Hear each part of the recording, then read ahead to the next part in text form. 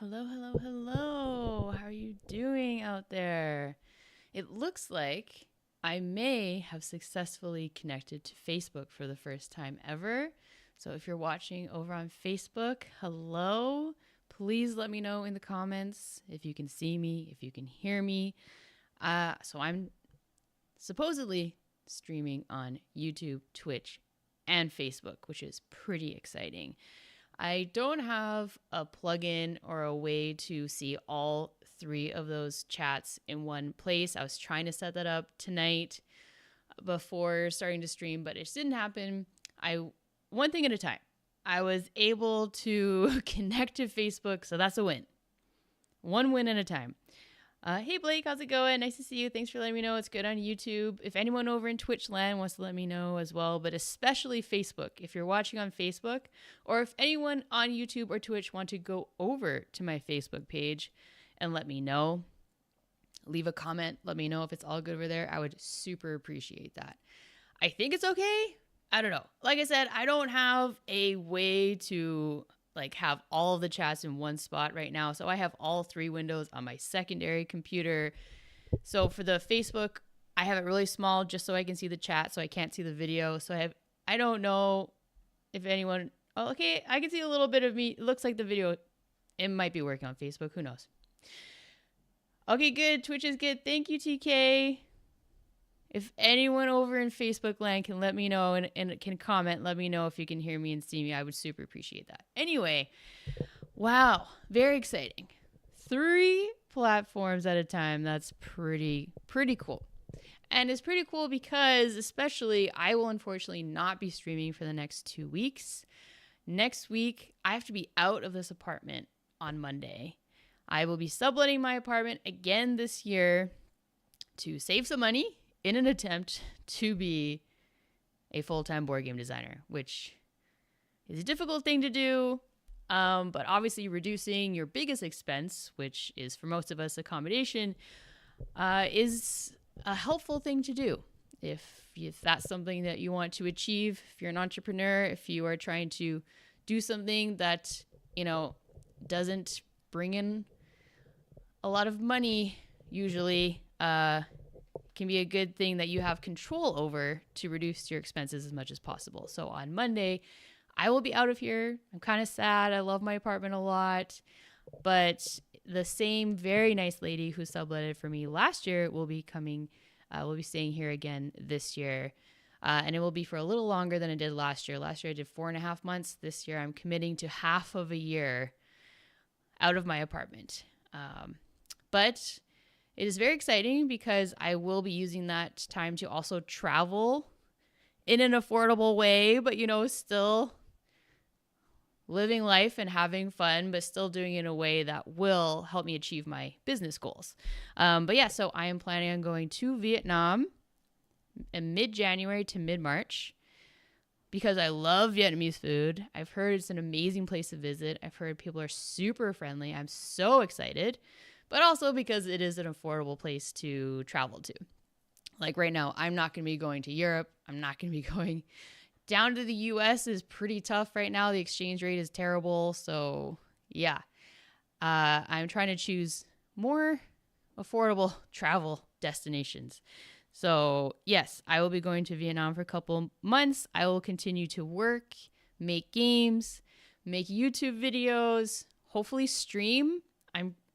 It depends on my Wi-Fi situation where I'm staying, but I'm trying to find places that have good Wi-Fi so I can still continue to stream and hang out with you, make videos, but most importantly, continue to make games. So I'll be doing that. And then the rest of the time I'll be staying with my parents back in my hometown. And then maybe possibly going on a road trip and staying in my car again. So that's kind of the plan for the next 6 months. That came up very quickly. I got my passport today.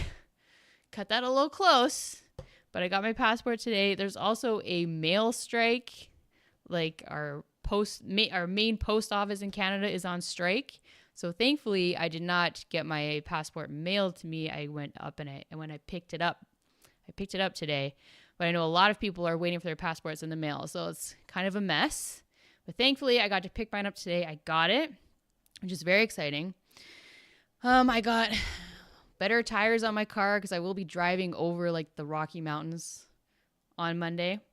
I don't think the roads will be too bad right now, but you never know. It could get a little sketchy. But yeah, just doing a bunch of stuff like that, getting my place all organized and cleaned and getting rid of stuff, selling stuff, but then also doing a lot of board game design stuff. Lots of really cool projects happening right now. I know I've mentioned this project I've been working on with this PR firm that reached out to me. I still haven't asked them how they found me. I'm assuming my website, but I need to ask how they found me. But they hired me to make a game for one of their clients as like a promotional product sort of thing. And so that's been a really interesting project to work on. And like, it's like a real time crunch to get a game fully, like a concept, prototype, playtest finalized in like a month. You know, that's a pretty short timeline, pretty quick turnaround. But it's been a really interesting exercise. So I am currently waiting for them to tell me which of their top 4 of my concepts they are picking as their favorite that they want to move forward with, that I will then make a physical prototype and playtest. So essentially I came up with 10 ideas for them, just concepts. They picked 4. I made digital prototypes out of those 4 on Tabletopia. I then played them with like 4 people from this company. They then recorded that and then shared that recording with their client, who I guess is then picking their favorite of those 4. So it's been a very, very interesting process. So hopefully they choose their favorite soon, because I'm going to be very busy the next couple weeks. I'm going to visit my parents next week, and then after that I will be going to PAX Unplugged in Philadelphia. So I won't have too much time to work on that, and I know they want it finalized pretty soon. So yeah, but that's been a project that's been taking up a lot of time. Coming up with 10 concepts was a lot, and then making 4 digital prototypes is also a lot, but thankfully they're fairly simple, straightforward games. But it's been very, very cool. Hey Stacy, hey Joe, how's it going? I wonder if I can see if anyone's watching on Facebook. No. Okay, it looks like Facebook is working. Just no one, I don't know if anyone is notified that I'm streaming over there, or how it even works. I have no idea. But if anyone wants to go over to my Facebook page and say hello over there, I would really appreciate it. This is my first time streaming on Facebook. It looks like it's working.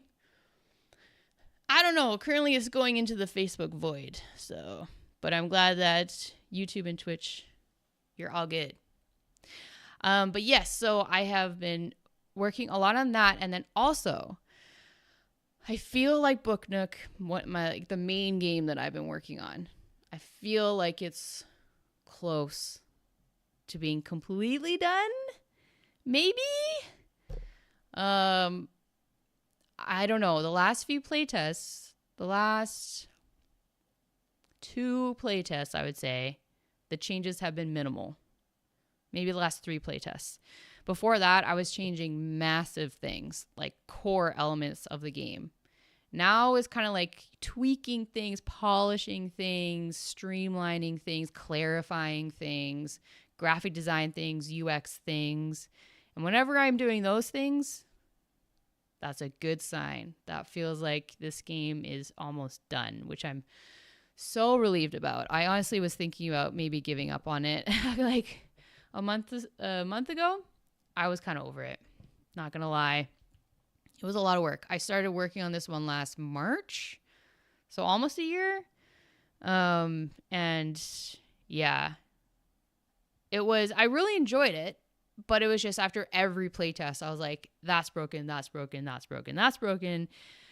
And it's a pretty big game. So every time I had to change things and update the prototype, it took forever.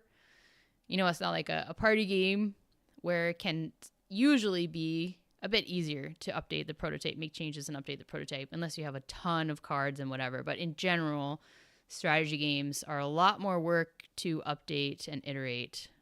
So I'm just very happy that that is happening, especially because I will be pitching it at PAX Unplugged. I have one meeting for sure set up. I reached out to 2 other publishers to see if I could set something up. I don't have a ton of time, unfortunately, because I will be working at the Ravensburger booth all day, Friday, Saturday, Sunday. And then I guess I'm also helping or getting training or helping with setup on the Thursday as well. So I really don't have much time. But thankfully, the one publisher is making time for me before the exhibit hall opens on the Saturday morning. So I'm very grateful about that. We will see if the other 2 get back to me. They have already expressed interest in Book Nook, so I'm actually like following up with them. It's not like a cold call about a game that they have never heard of. So I think I should hear back from them. If not, it's all good. Like I said, I don't have a ton of time to pitch anyway. So we will see. The one publisher who responded, I had pitched it to their company, but to a different person. So this is the first time that they have maybe heard of it, if that person didn't share it with them. So if it's their first time hearing about it, they said that they find the theme interesting and the mechanics could work for them. So, and they said they're very curious to learn more. So good signs, but still going to expect the worst, hope for the best. Oh,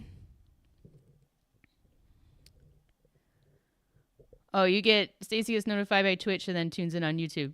Nice. Great. You should also get notifications on YouTube.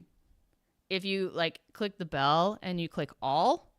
Sometimes if you click the bell and it's just personalized, which I think is the default, you won't get every notification. But if you click the bell on YouTube and click all, then you should always get the notifications when I go live. If that simplifies things, but if your system works for you, hey, it's all good. Also, Stacy, I met with Stacy this week and saw her updated prototype, and it looks super freaking cool. So excited for Stacy and how much that is developing.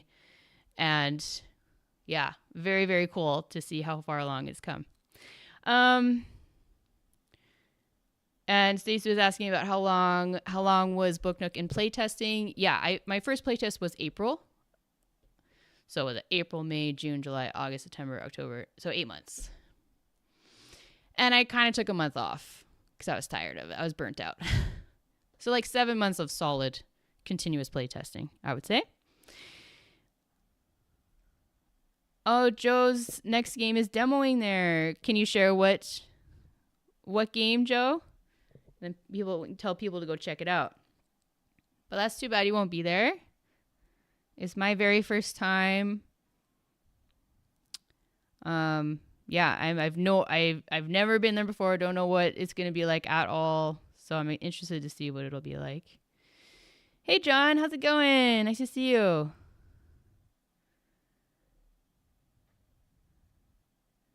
Okay, everyone go check out Pathfinder Quest at PAX.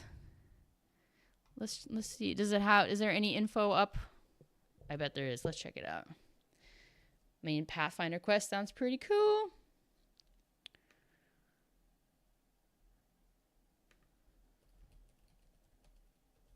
Well, let me see if I can find it first, and I'll share my screen. Hey, thank you, Joe, for letting me know on Facebook that it's working. Yay! Oh my God, this is so exciting. I need to take a picture of all 3 of these streams finally working.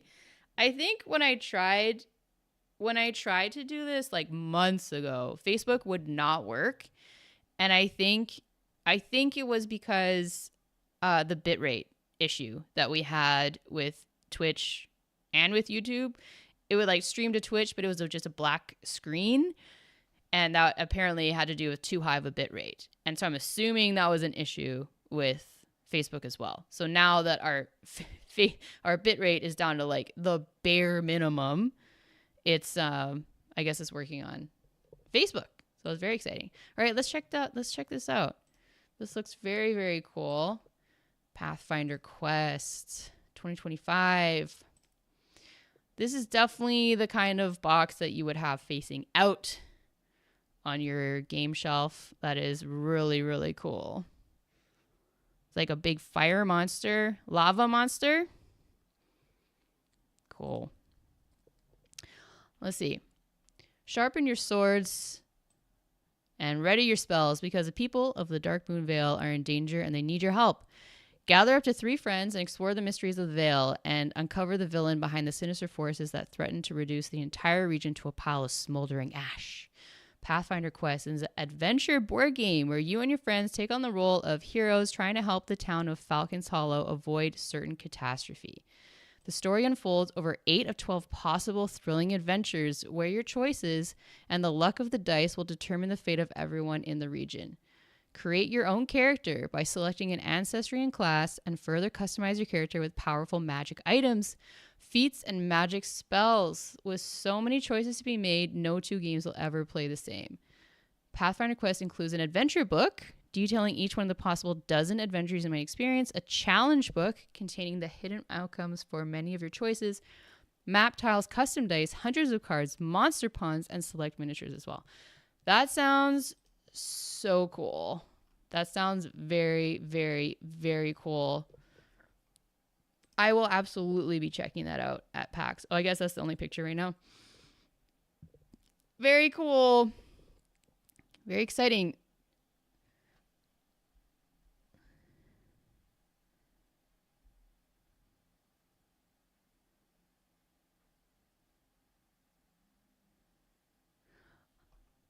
So, Joe, did you design the scheme? There you go. Yes, you did. Wow, that's so cool. This honestly sounds like my dream game that I wish I could design one day. An adventure board game where you take on the roles to help the town. Yeah, that just sounds so awesome. Congrats. Very, very exciting. I will absolutely be checking that out at PAX.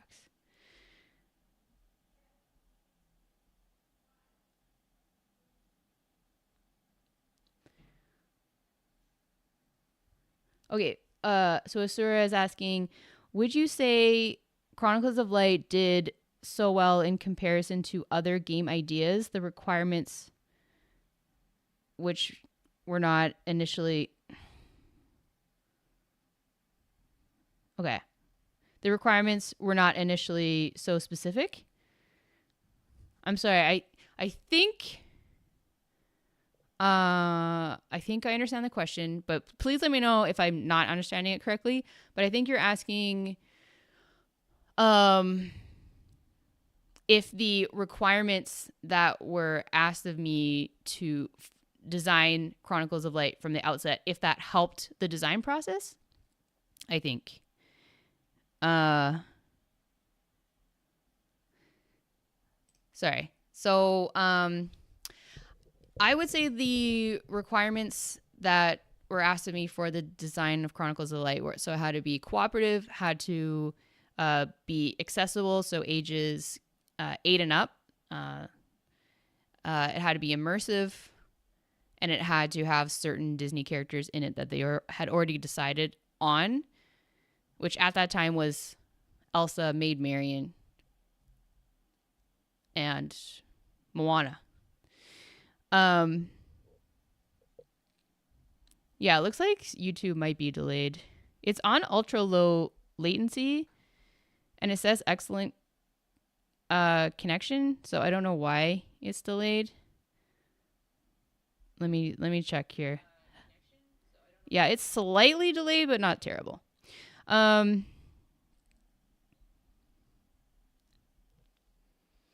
Anyway, yeah, so yeah, Goodnight Moon was asking about the delay. I think that yeah, YouTube overall the delay has been all right. Hasn't been terrible. Let me see what the delay is like on Facebook. I'm just curious. And then I'll continue answering the question that I just Okay, Facebook is slightly delayed as well. Let's see if Twitch, our darling Twitch. Hello? Yeah, Twitch is awesome as usual. There's no delay at all. If you want a completely delay-free experience, please go to my Twitch channel. And you can subscribe there. And get me to, looks like I have 31 followers. Yay! You can get me to 32 followers. Let me just quickly share the Twitch link, and then I will continue answering the question.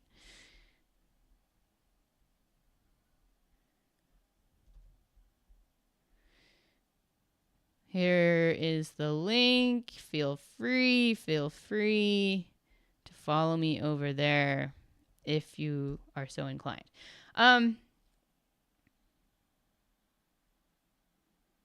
I see. Okay, Asura is clarifying the question that I found the requirements so general when you talked about them in your video. There's so many different ideas could have come from it. Yes, it is true. The parameters were not that restrictive. The one I struggled with the most was just making it playable for ages 8 and up. So not making things too complicated, not making things too cumbersome, making it accessible. But yes, that is still fairly open.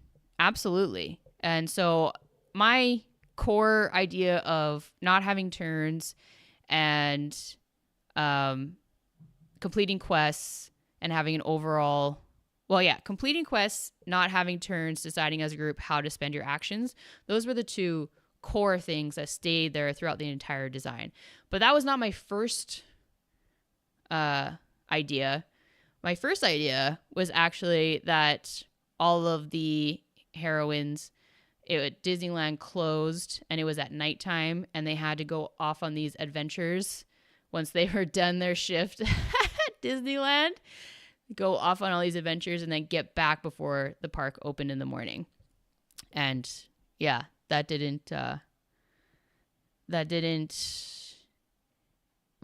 I just kept iterating off that. But yeah, it's true. I could have gone so many different directions, and I did find that difficult. Sometimes it can be very difficult when you're just like, oh my God, I can go so many different ways. But I just really kept reinforcing, I want it to be an adventure. I want it to be immersive. I want it to be cooperative. And so then my ideas just came out of those. But it is true that even having more restrictions, explicit restrictions, can sometimes make it easier. But that's a really good question, Asura. It was difficult to narrow down and to come up with an idea when it was still fairly open, for sure.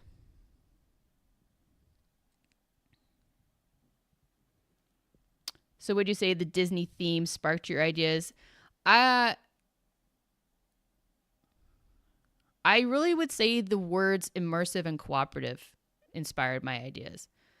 I know it is true that and the theme of the Disney characters, because one of the first things I did, like I mentioned, was to rewatch all of their movies, and that gave, sort of the vibe and the excitement and the different possible things that could happen, the quests, those types of things for sure. But then all the other things that happened, like the modular board, that came out from wanting it to be as replayable as possible, having as much variability as possible, which was another keyword, which I don't know if I didn't mention. Yeah. Yeah, Joe also does better with constraints to work within, for sure. Yeah, R.I.P. Belle's books. I know. Oh, so sad. I really wanted to make that work, and I really wanted her to have like a stack of books too. Oh my God, I just realized maybe my game Book Nook is my like unconscious way to avenge or to like bring back Belle's books. Make an entire game about books.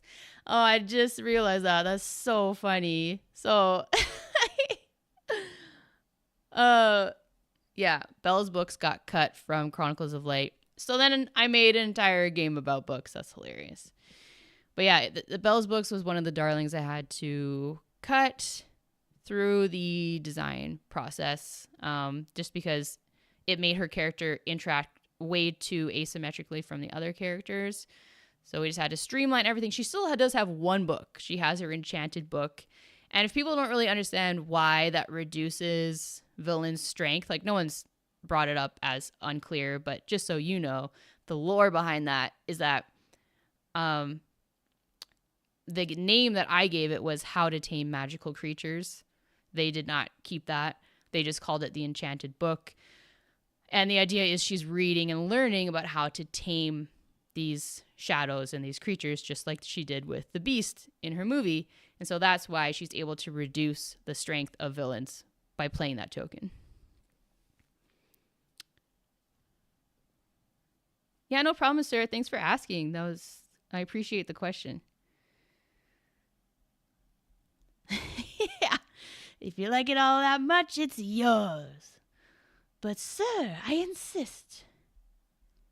Well, thank you. Thank you very much. That actually came up in one of the games because you can take out the same book from the library over and over and over, just like in Beauty and the Beast. It's hilarious. So that line came to my head actually last night when I was playtesting it. Oh, thanks for the follow over on Twitch, Joe. Appreciate it. Oh,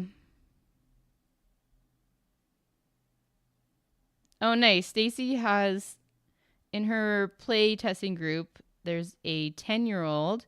He started playing games with her when he was 8, and they jumped right into Scythe. Wow. And he wasn't scared away? That's amazing. That's great. And it's great that you have, if you ever make a kids game or a game that you want to be family friendly for kids around that age, it's very nice to have a playtester like that ready to go. That's awesome. Yeah, I am a fan of like Disneyland and Disney World. Some of their business practices, I don't love. But, the magic I do appreciate. And a lot of the movies I have a lot of nostalgic feelings for. So I do enjoy the parks and the movies in general.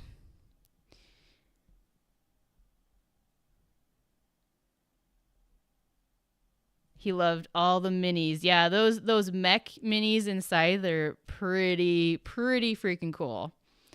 That's amazing. So yeah, even if you might be overwhelmed by everything that's going on inside, if you're a kid at least, or any gamer probably would enjoy just playing with the minis anyway. But I'm glad that he wasn't scared off of the hobby from playing Scythe as his first game. Scythe as your gateway game. Can you imagine?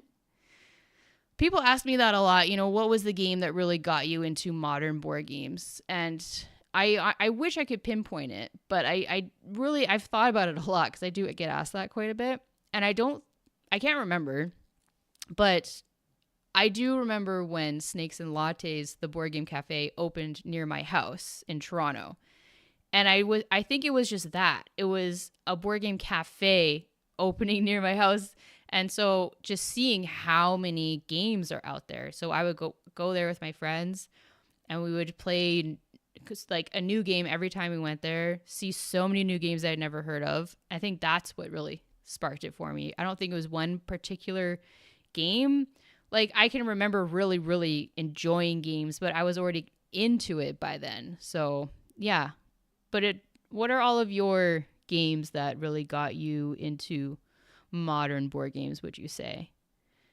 I do remember playing Ticket to Ride when I was still hadn't played a lot of modern games. I mainly, I played modern party games, but not a lot of modern strategy games. And I remember playing Ticket to Ride and just being like so overwhelmed and bored and did not enjoy it at all.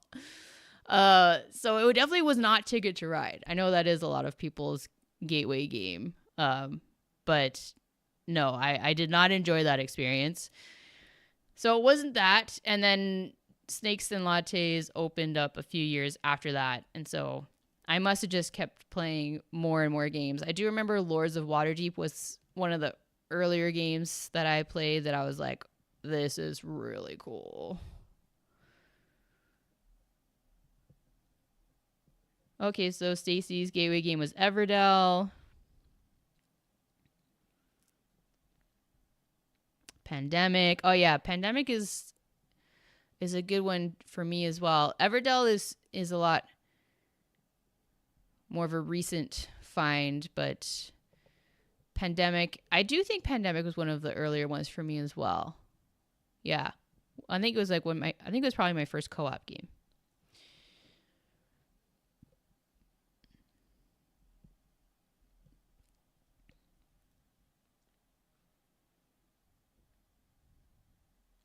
So for hey Tommy, how you doing?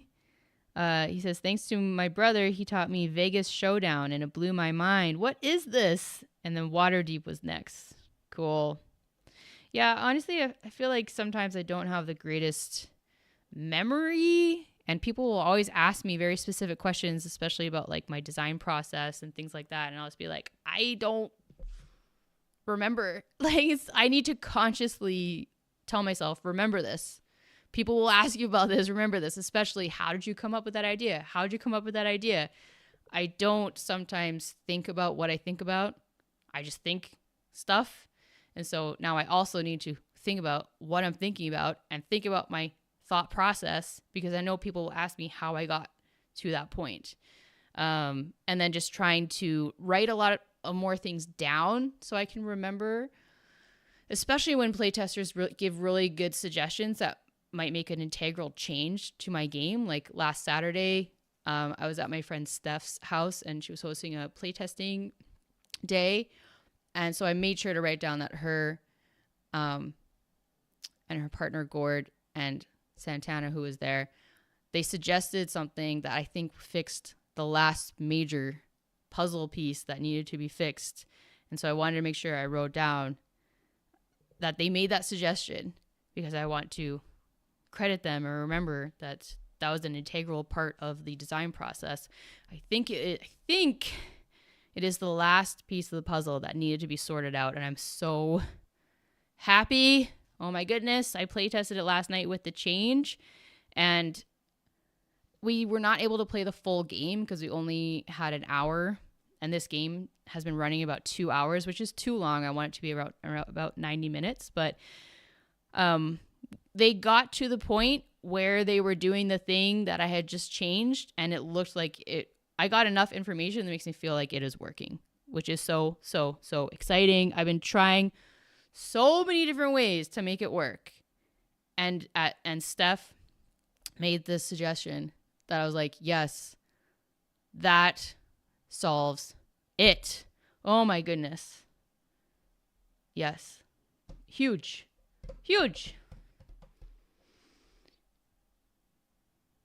Oh, and Stacy played Above and Below. I still haven't played that. It is on my list. It's very high on my list.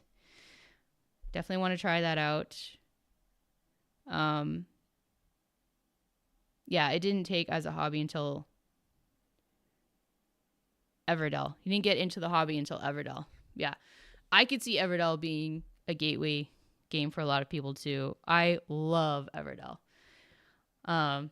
I changed like my arrangement of my board games, so now I have some facing out on display, and Everdell is right in the middle because I love it, and I also love the art.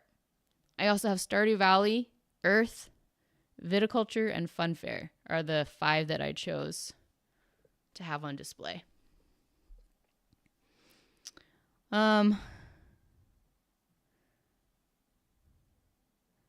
Yeah, so many Google Doc notes. Oh my goodness. I checked the other day to see how many pages my Book Nook Google Doc is. Let me just quickly check. It's a little out of control. And I'm like preemptively kind of stressing about if I have to do a design diary for it, it's going to be almost as bad as Chronicles of Light. Although Chronicles of Light was like a year of intense development, but then still changes like a year after that. It was a long time.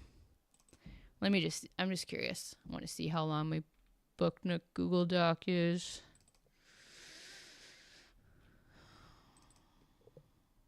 So I'm on version 15, and the Google Doc is It's still adding all the pages. Still opening. Okay, is it done? 89 pages. 89 pages of playtesting notes. So that's fun.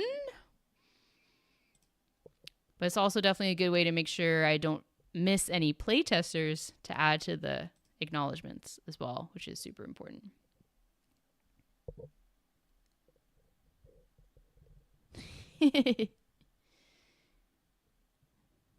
Droopy quoting, I don't think about what I think about. Yeah, maybe that'll be that'll be in my merch shop. I can add that in there. Yeah, I find it very interesting that once, I started making more and more games, the number one question I get asked is, how did you think of that? And I'm just like, I don't know. I don't know. Now I have to think about what I think about. And it does not come naturally to me. So it's very interesting to change the way that you think. Hey, Invisible Temple, how you doing? Okay, I did want to mention something before I forget. So I have been using a program called Affinity, and I think I've mentioned it the past couple streams. But it's essentially like Illustrator, Adobe Illustrator, the program that you can use to make logos, and you used to make all different kinds of art and graphic design elements. And it is a fantastic program. Several people have told me about it, and I was like, yeah, I'll check it out. I finally checked it out, and I'm obsessed. So it is essentially exactly like Illustrator. And I used to use Illustrator when I worked at a university who paid for my subscription because I was using it for work. But when I left that job, I don't want to pay, like $45 a month or something crazy like that to have the privilege to use this program that I don't even use that often. No, I'm not doing that. So I have gotten very good at using Google Draw to do my graphic design and like different elements like that. It is not great. I will tell you, it is not great, but it gets the job done. So I finally checked out Affinity, and you can have a 6-month free trial, which is amazing. And it's a one-time payment. It's no subscription. It's none of that. It's a one-time payment, and you'll have access to it for life. That's what they say now. Of course, they could change in the future, but as of right now, it's a one-time payment. And it is on sale for 50% off today. I don't know if it's just today for Black Friday or if it's the whole weekend, but if you're interested at all, I would check that out and I would consider getting that. I bought it today. I'm not getting an affiliate link or anything like that here. I'm just telling you about something that I've been really enjoying. I paid for the the bundle that got me access to all of their programs. So they have their Affinity Designer, which is essentially Illustrator. Then they also have Affinity Publisher, which is essentially InDesign. And then they have Affinity Photo, which is essentially Photoshop. So you can get all three of those for, it's like $80 US. It was like 110 Canadian dollars. And that's it. You don't have to pay anything after that. So I did that today. I was very excited about it. Thank you to, I think it was Squeak Inc. that posted about that in Discord today. And then if you're not in the Discord group, definitely join it. It's super fun chatting all the time. And then people will share fun things like this. There it is. Yeah, Squeak Inc. Thank you. I think that's Joey for posting about that Black Friday deal. Super, super appreciate that. But yeah, I just wanted to let you all know about that. I can't show you the program because it's on this computer, not that computer, but I made a bunch of logos for me and my video game developers, video game studio that we're making together for our mobile game that we're working on. But yes, I wanted to be sure I told you about that.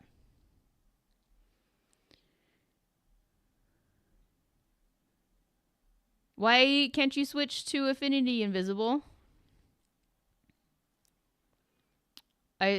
Joe's asking if they have data merge and all that good stuff. That's more like InDesign stuff, right? I haven't explored their publisher program. I've only explored their designer program for logos. But I would assume so, because it's called Affinity Publisher. I'm assuming it's for like laying out books and whatnot. And so data merge is kind of a essential component of that, I would say. But I don't know. I haven't checked it out.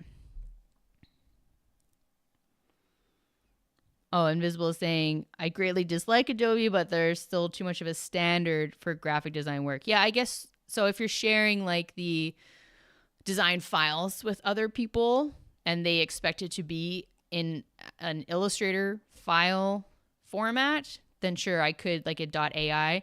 I could see it being a potential issue if not everyone is using it. Yeah, that is a good point for sure. Do you do everything SVG? So that is standard vector graphic, right? So you're asking if I do like all vectorized graphics? I don't know. I don't know, Droopy. I don't know enough about the graphic design lingo to know. Maybe? I don't know. For pre-production and printing and stuff. Yeah. That's the publisher program that I haven't used. But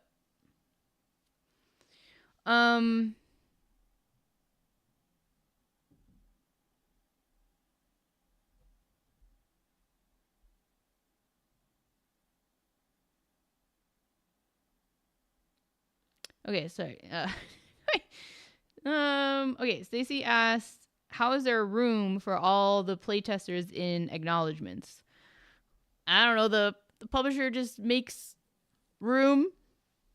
Because I acknowledge every single playtester that playtests my game. I know that some people only acknowledge playtesters who play their games multiple times, but I acknowledge every single playtester because every single playtester had an impact, in my opinion. So I don't know. The publisher just makes room in the rulebook for it. So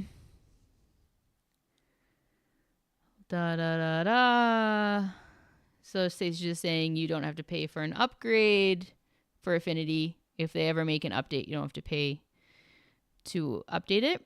And also confirms that she is using data merge with Affinity Publisher for her cards. So yes, it is. They do have data merge in Affinity Publisher.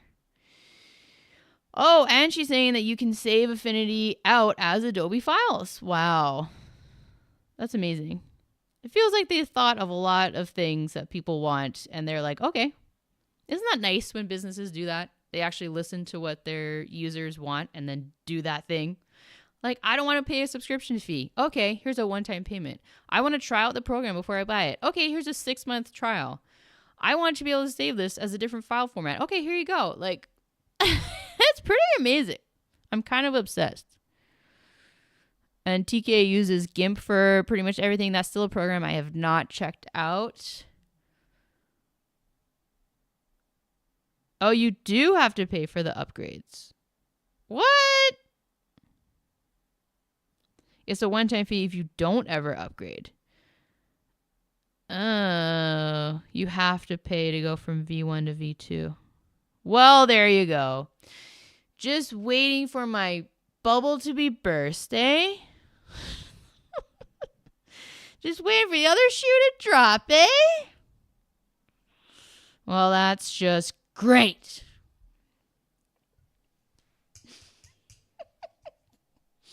Oh, the corporate greed never ends, does it?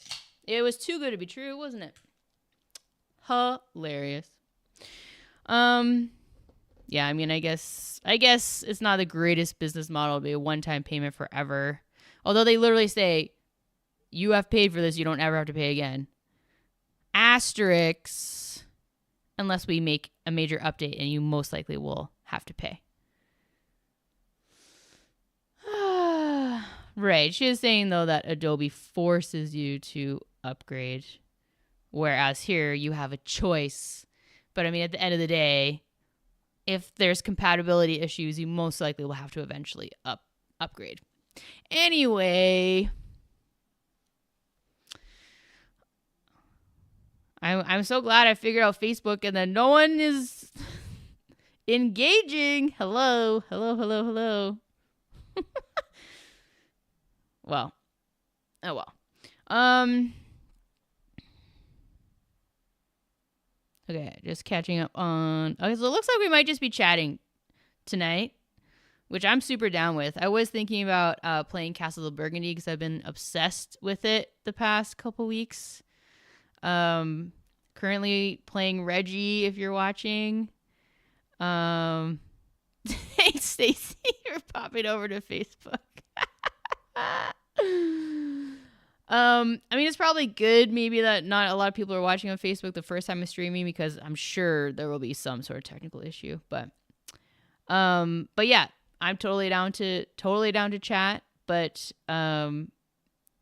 if we want to, we can also play Castles of Burgundy. And I thought something that could be fun is I could play one of you on stream, and everyone can watch and hopefully give me tips to beat you. But yeah, I'm totally down to chat as well. So, okay, catching up on comments here. Yeah, Joe agrees that one playtest counts. I'm just surprised to hear some people don't count that. I agree. I 100% agree. I was very surprised. That was from a publisher. A publisher said that. They're like, we're only going to include, like, for their publishers that they wanted to include, they're like, we're only going to include playtesters that significantly contributed to the game. Because I guess they playtested it so much it would be like this long, but still, in my mind, if you playtest the game once, you get credited. It's been a slight issue for Chronicles of Light because see these boxes here? I've had these stacks of boxes of, these are playtester copies of Chronicles of Light, and I should probably get people's contact information because there were some people that came to Vancouver Playtest. I got their names, I credited them in Chronicles of Light, but now I haven't seen them since. I don't know how to get in contact with them. If I don't know someone, I should definitely get their email address. So I have made a note of that, but I think I can maybe find them through Meetup because they attended the Vancouver Playtest via Meetup. So I will find a way to get it to them. I have been able to get the playtester copies to almost everyone. But yeah, that's been really, really nice to be able to give those to people who really helped shape the game. Hey, Zach over on Facebook. Yay! Yay, Facebook. That's so awesome. Okay.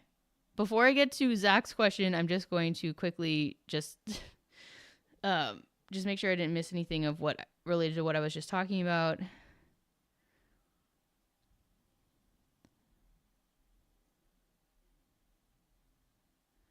Okay.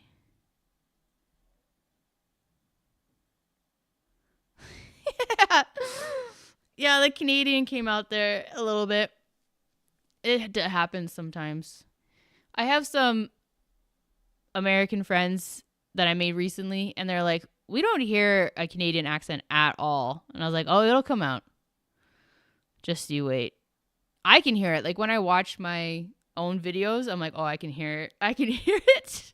And sometimes I'm like, wow, I didn't realize I could hear that Canadian accent so much. And it definitely comes out more when I'm around my family or when I'm back in Calgary. There's a certain like rhythm to, or like intonation of our phrasing. Yeah.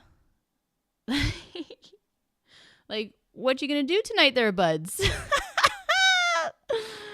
That's a real Calgary accent for you. What you got going on there, buds? Anyway. Yeah. I don't know how I'm juggling all these platforms either, Joe. I need to get a thing that has all the chats in one spot. That will be my next project. I'll try to figure that out. Right now, it was just trying to get Facebook to join the party. So very excited that has happened. Okay, cool. Joe is down to play Castles. Very exciting. So we might do that tonight. That'd be very cool. Invisible, are you Canadian as well? You don't have to. If you don't want to share that, you don't have to. But New Brunswick specifically, do you think that the New Brunswick accent is different from other maritime accents? Quebec, bien sûr. That's cool. I still have not been to Quebec City. I love Montreal. Yeah, Letterkenny accent. That's supposed to be like rural Ontario, right?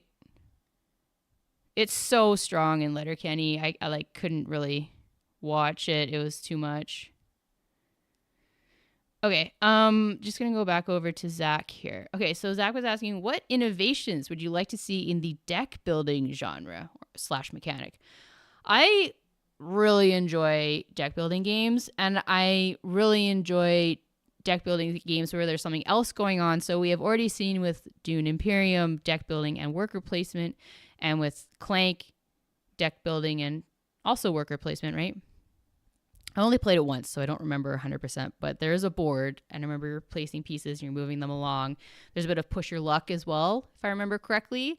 You want to make sure you get your stuff, but you get out before like the dungeon collapses, I think.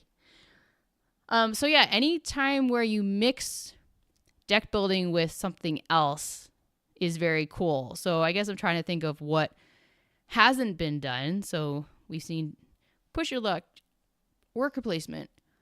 I mean, I personally am thinking about making my own sort of deck builder, but I've been thinking a bit more about the theme more so than the mechanics of what it could be added to. Let me keep noodling on that to think about what specifically I would like to maybe see for the deck building genre. But yeah, anytime it is mixed and matched with another mechanic, I think is very cool. Zach also watches another Canadian YouTuber. Usually you can tell by how they say sorry and bin. Bin, really? Bin. I've been really happy lately. Is that how I've never heard of the way we say bin being a thing.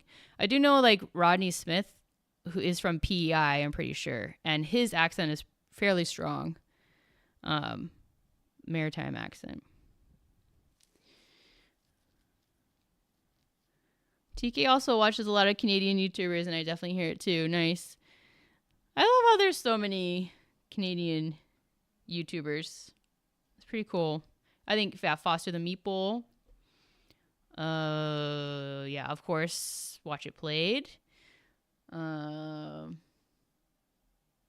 Me. Yeah, I'm trying to think of other ones. Jenna Rose. I don't know her. She's not Board Game Garden, is she? Let's see. YouTube.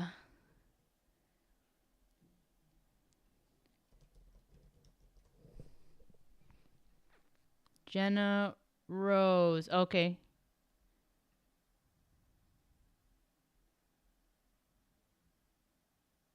Okay, not board game related, it doesn't seem. But Canadian, I guess. Cool. Cool.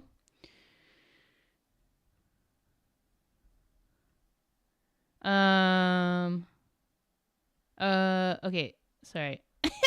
3 chats is,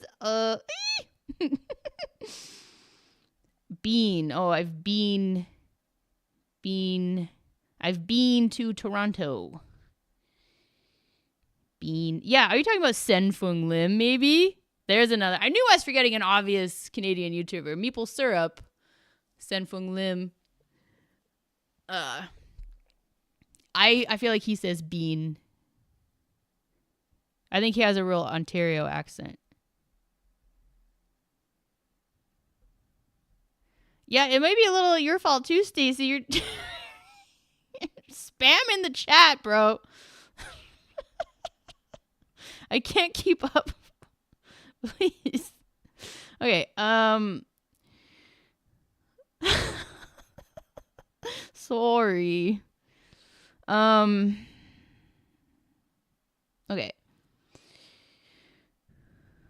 Okay, Asura is asking if I'm planning on doing another video where I try to come up quickly with new game ideas where also the viewers can participate. They liked the concepts and reading the ideas from others. I really enjoyed those videos, but they didn't get a ton of views, so I didn't know if other people enjoyed them. So I kind of haven't been prioritizing them just because they can be a bit, taxing mentally. And then if people aren't really watching them, it's kind of like, well, is that really worth the effort? I mean, obviously, I really enjoy it because I'm being creative and I'm, thinking about things. And I also love seeing everyone else's ideas. I genuinely love it.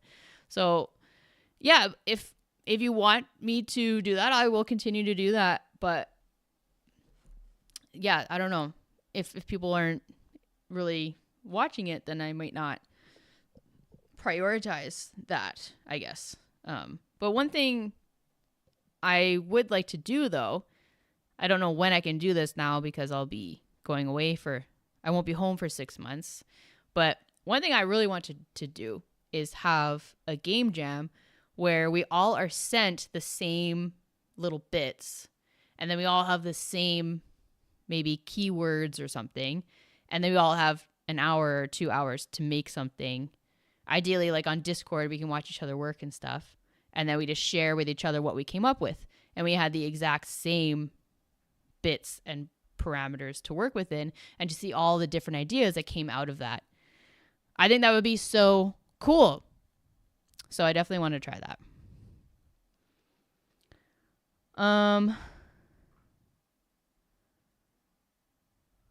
What was I right about Invisible?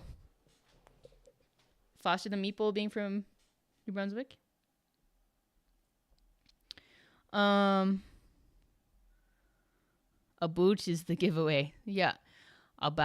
So today we're going to talk about board games. That just sounds normal to me. That sounds like an American talking, but does it sound like a boot to you? Today we're going to talk about board games. I don't know. I don't hear it. Ryan from Knights Around the Table is also Canadian, apparently. Q. Let's see that. Okay, so y'all seem to be enjoying the game jam idea. Morgan over at Twitch is agreeing. And Invisible and Joe. Okay, cool. We should definitely do that. To be honest, I have already reached out to the Game Crafter about it.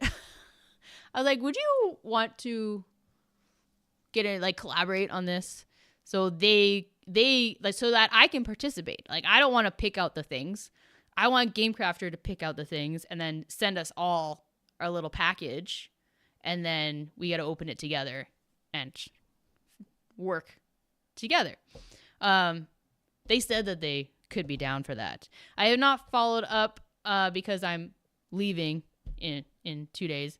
So I just didn't know where they could mail me the thing. They probably wouldn't want to mail it to Vietnam.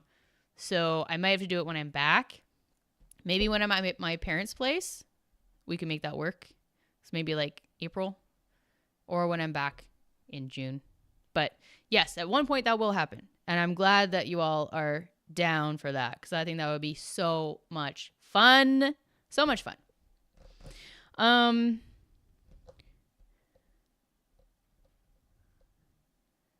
I was right that Letterkenny was based in rural Ontario. Yeah, those accents are so strong. They sound like a bit pretty put on? I don't know. Or do you think it's legit? I don't know. It was pretty strong. Okay, cool. Okay. Caught up on the chat. Thank you everyone so much for chatting and hanging out. I'm not saying goodbye. I'm just saying thank you because I appreciate you and I'm grateful for all of you. And it's a lot more fun when you all are chatting than when I'm just like talking to the void. So I really appreciate it. Okay, so I wanted to tell you about Affinity Black Friday sale. I wanted to tell you about just kind of what's been going on with me. I wanted to tell you that I'm leaving my apartment in 2 days. Is there anything else? And I'll be at PAX. So if you're going to PAX, please say hello. I'll be at the Ravensburger booth pretty much the whole time. I think those were the major things that I wanted to tell you. So why don't we play Castles of Burgundy? I am obsessed with this game. I have a feeling Joe will win, but let's give it our best try. Okay. So Joe, if you're still there, I can invite you, I think. Excellent. I think I can invite you, or I don't have premium. I'll just say that. So you might have to invite me. Let me just figure this out and then I'll share my screen with you all. I'm still like a BGA noob, to be honest. I find it still a little bit confusing.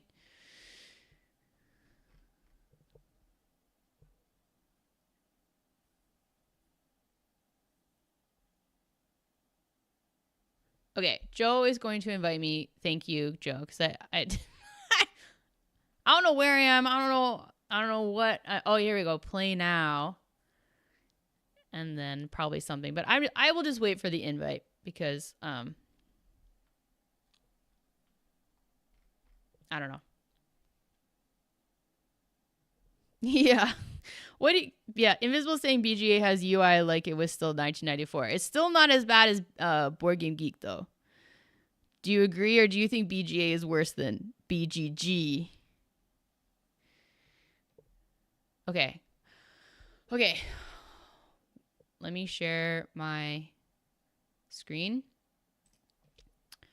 We all need to focus, okay? Because this is a real-time game. We won't have a lot of time. I played my first real-time game the other day, and it was stressful because I don't know the time limit Joe set, but the time limit the other person set that I played, it was like 3 minutes per turn. And you know, I like to think, okay? I like to take my time. I like to process all my options. And so sometimes it was like, you're down to 10 seconds, you need to do your thing. And then it was like beeping at me and it was stressful. Okay, excellent. Joe is not doing a time limit. Okay, good. Thank you. Because that stressed me out. Okay, so let's join. And there we go. Exciting. Hey, Tony. Nice to see you. We are playing Castles of Burgundy. Okay. Everyone can see this, right? Okay. Cool. So where should we put our starting castle, everyone? Okay, so we have board number 6, but I feel like this is like one of the very first boards I ever played with the castle right in the middle. But okay, so where do we want to start here, right next to the 2 mines? We could finish pretty quickly. Although I don't like how Joe can hear all my thoughts, but I bet he's already picked his spot. I think I want to go here because I really like to get this early. Bye, Invisible. Thanks for popping in. Appreciate you. Have a good night. Okay, we're going here. Confirm. Okay, here we go. We got a 4 and a 5, and it's Joe's turn. There we go. That's better. You can see more of it. If you have any suggestions of what I should do, please feel free to put it in the chat. So let's try to think ahead here without giving away too much to Joe. Thank you, Droopy. I appreciate the time limit. Honestly, really stressed me out. Like, it was not an enjoyable experience. Oh, actually, I have not played this board. Look at this whole river all the way down the whole thing. I've never played with that. That's cool. No, I agree. Yeah, the no time limit is nice. But I do think it's nice to have no time limit, but in a real time situation, it's like you're playing that game with that person at this time, at this moment. Not like no time limit, just and you're just kind of playing it whenever. I have that going on with Reggie right now. And I just feel like when it's my turn, I'm like, okay, wait, what's happening? I don't even remember what round it is. I don't know what my strategy is. I'll do a thing, and then like a day or two later, I'll then do the next thing. I do like playing against someone, sitting down, knowing we're playing it, but yeah, no time limit. Okay, let's try to think about what we're going to do while Joe is taking his. Okay, he took a ship and animals. Oh, he has a different board. Okay, excellent. That's fun when it's different. Ship and sheep. Took the ship and the sheep. Well, I think I definitely know what I want to do. Want to do with this? Yes, we're getting that. And then this. Ooh, I always like those because they're just nice and straightforward. Okay, but we need to think about...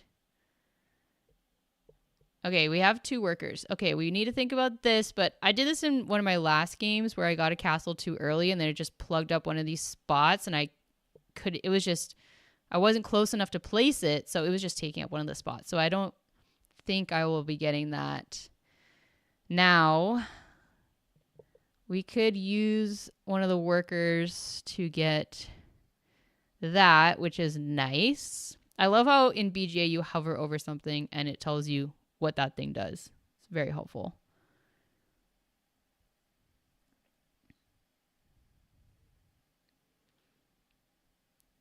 Oh, you don't enjoy correspondence games, meaning like they just happen whenever in the background, like not real time.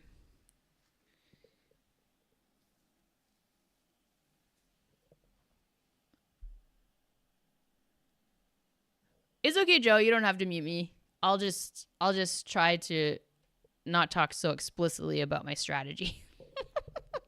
I'll point at things so people can see what I'm thinking. Ooh, that one is nice. Okay, wait, sorry. So we could get this.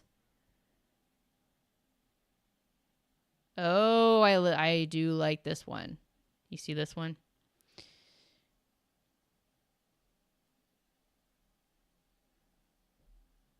Although I never really go for buildings, really. Okay, I'm being a little explicit with my strategy, but whatever. Okay, I think we should get this. I don't want to get that. It's just 2. I don't want to get that because it's too far away. That one is nice. Maybe we should get this one, actually. Then that'll really help with... It will take 2 workers, though. What's this one again? Oh, right. But that's just for buildings explicitly. What? It is nice, isn't it? We don't have a lot of animals. 1, 2, 3, 4, 5, 6. Okay, we have the same. You see how I like to take my time?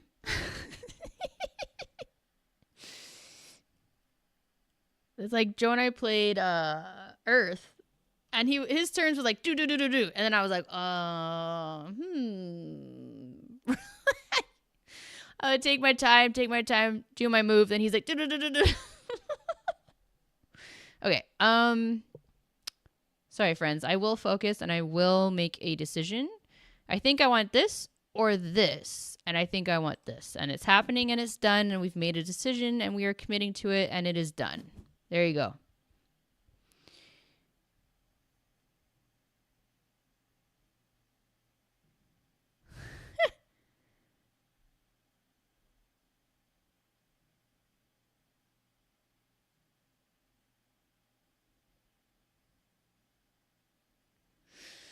Okay, I need to start thinking ahead. We got a 2 and a 5.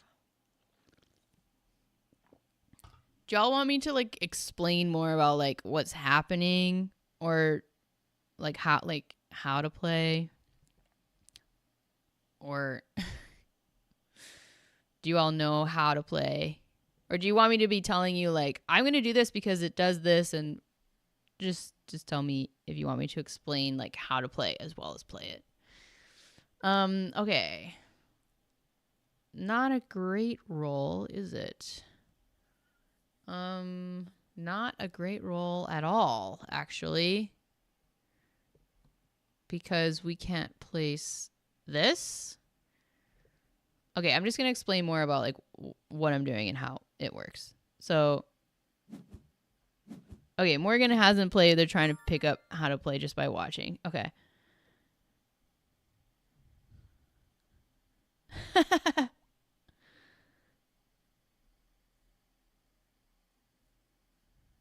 Okay, so it seems like y'all are kind of just figuring it out as we're going. Cool.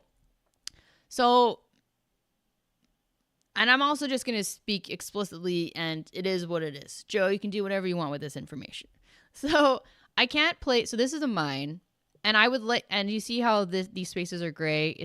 So, those correspond. I can place this there or there. But unfortunately, I did not roll a 3, and both of those spaces need a 3. So, I cannot place this there. And you can only place next to a tile you've already placed. So I can only place around here at the moment. This is a yellow tile, and I'm realizing now I'm far away from yellow spaces. No. Remember when I was like, I don't want to get the castle because it's so far away? The yellows are literally just as far away. Whoops. That is what you would call a blunder. And that's why I have only ever won this game one time in my life. So, plan B. Oh, this is so bad. This is so terribly bad. Terribly, terribly bad. So, we are most likely going to have to trade in one of these dice for workers. And workers are what you use to modify the dice result. You can trade in a die to get 2 workers.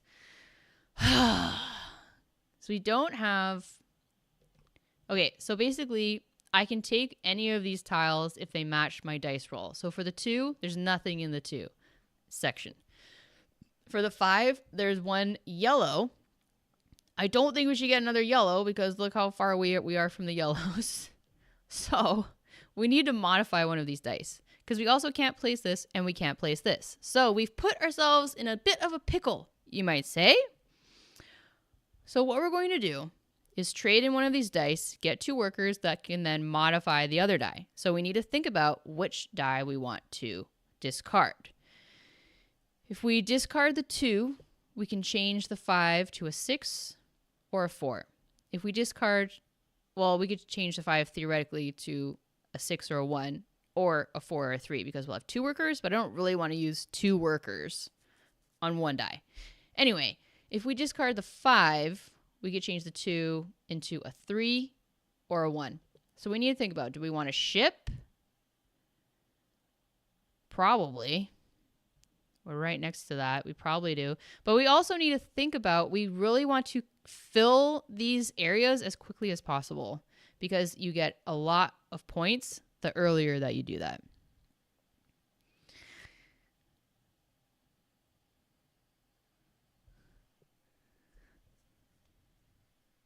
Turn 2 into 3 and then place the... Yes, Morgan. Yes, Morgan. Yes. Oh my God. Thank you. Wow. Yes. Okay. So Morgan just suggested we trade in the 5 and then change this to a 3, which will then allow us to place the mine. Yes. Oh my God. Yes. Thank you. We're not even looking at any other options. That is the option. Absolutely it is. So we click on that. We click on that. Now we have 2 workers. Now we click on this. Now we click on this. Now we click on, actually we should think about this. Do we want to go up or down? I think we want to go up because we want to go towards the yellows. So we're going up and we're placing. And we can't buy any of these in the middle because they cost 2 coins. We only have 1 coin. So we can't do anything else. So we can confirm our turn. Thank you. Morgan. Yes, yes, yes, yes, yes, yes. Sorry, Joe. It's Joe versus me and the chat. So but with my earlier blunder, I think we're still barely breaking even, so.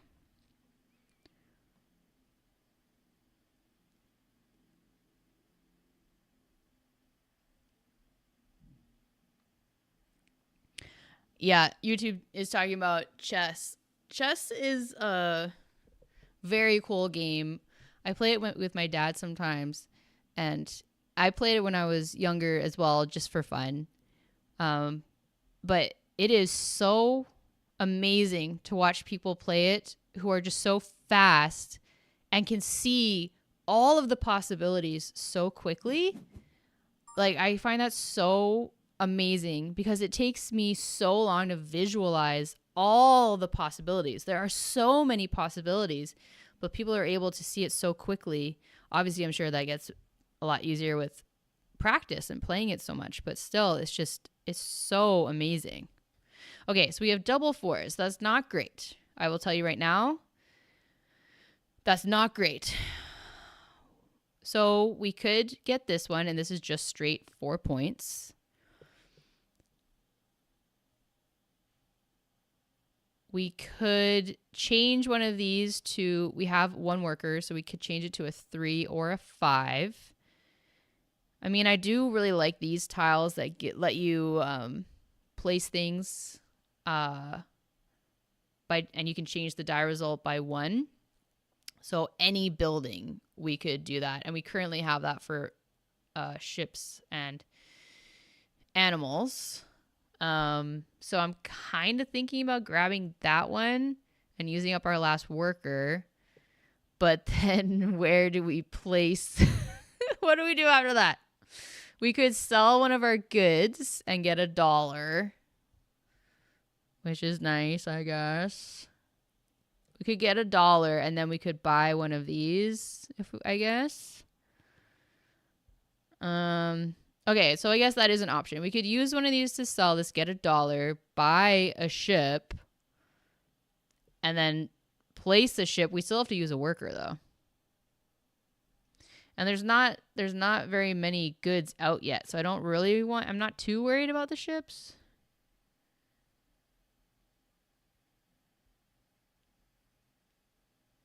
Okay. So we are making a decision, and it is, I think we really need to place a building here so we can get to these yellows, because this is no bueno. Okay. So let's get this guy, and then we can eventually place it there. So what do we do with our other 4? I think we should maybe just sell that and get $1. It's kind of silly, but okay. So I'm going to grab this guy because he will go there, which connects us to those, which is good. And if we're able to fill this, that will be really good. Because if we can complete a region in the first round, it's 10 points times the number of tiles, if I'm remembering correctly. I think. Or it's 10 plus. No, it's 10 plus. So that would be 13 points, which would be pretty freaking sweet. So we could modify this to grab another building. And then we could go boop, boop, boop. Maybe. It's happening. That is happening. I don't know if this is the best plan, but it's happening, and it's happened. And it has happened. Okay. Yeah, all the top players are all very good at visualization with chess and have amazing memories. Yeah, I bet. Yeah. Yeah. Very, very cool. I curled for many years, and there are a lot of like similarities between curling and chess, like just thinking about what your opponent will do and all the different options that will arise from that. And I really enjoyed it, but I do struggle sometimes with thinking about all the different possibilities and what is the optimal thing to do. Okay, so we wanted a 1 or a 6. We did not get that. Cool. We have 0 workers again. Uh-oh. Okay, so we could... Yeah, this is man, even a 2 or a 5 would have been great. Whatever. Okay, we are going to be discarding one of these dice again. We're going to discard the 4. I mean, I don't know if it matters actually. I think it's basically the exact same thing. Because we're going to need to use both workers to do this. This is not optimal. This is not optimal.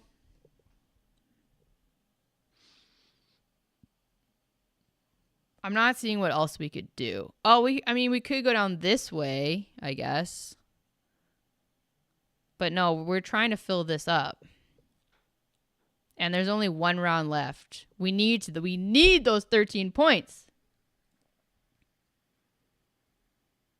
Yeah, this game seems really fun, even though I don't really know the rules. It is super fun.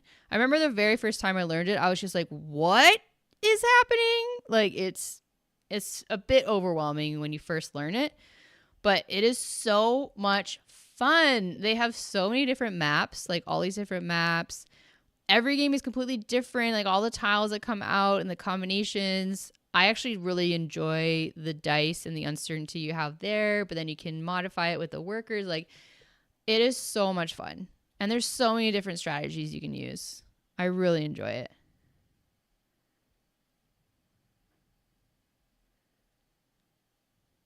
Yeah, Morgan, exactly. So yeah, you can sell these to get money to then buy these guys here. Okay, so we're doing this. We are committing to this thing here. So we're going to sell that. We're going to use this, and we're going to use this, and that will give us 2 coins, which we can use. We could use right now, actually. We could get that ship.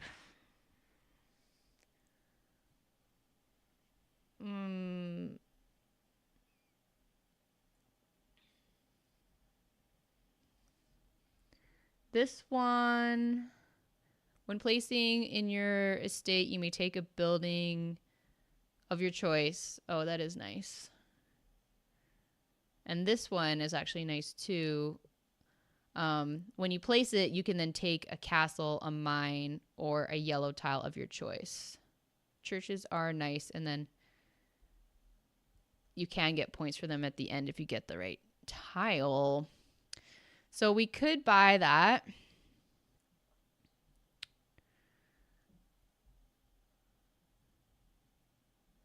Whatever, we're doing it. We're doing it. We're committing to it, and it's done.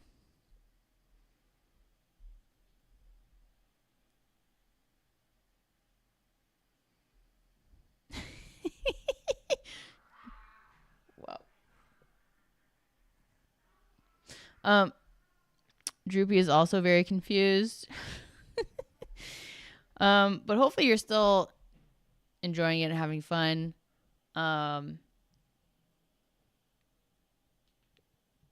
Yeah, there's a lot going on. But it's essentially roll 2 dice, see what you can do with your 2 dice. That's pretty much it. Not too hard, right?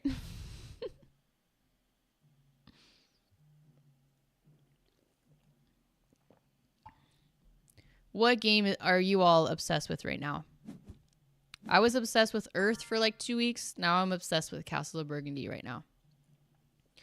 Okay, so we have a 5 and a 3. Again, not ideal.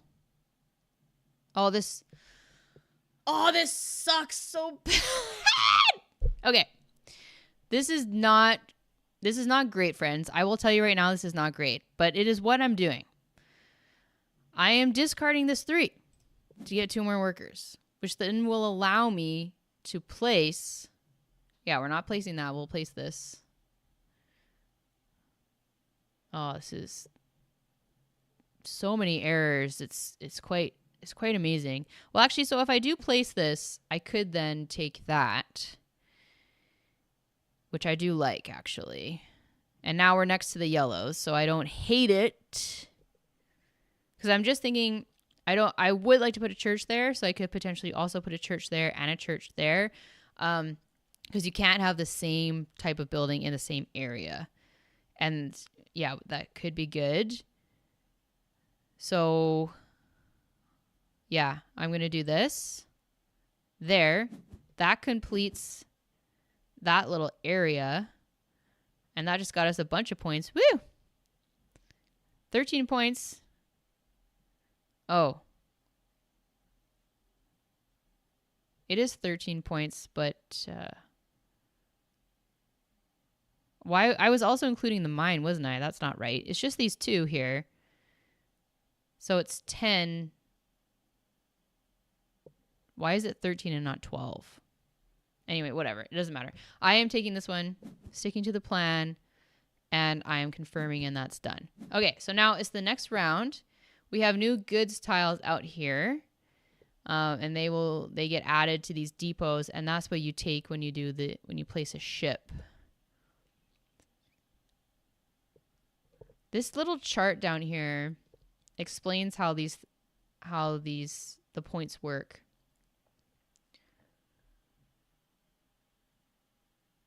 No, not that one. Is it? Yeah, I don't understand this. Because this means 10 points for a completed area. And then is it plus? Oh, maybe. Oh. I need to figure this out. Sorry, just bear with me for a second.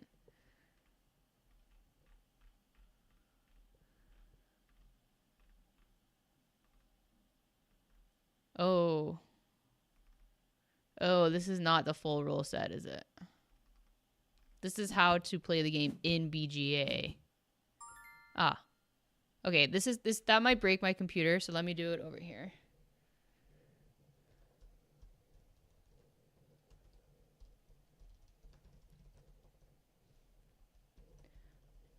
Unless...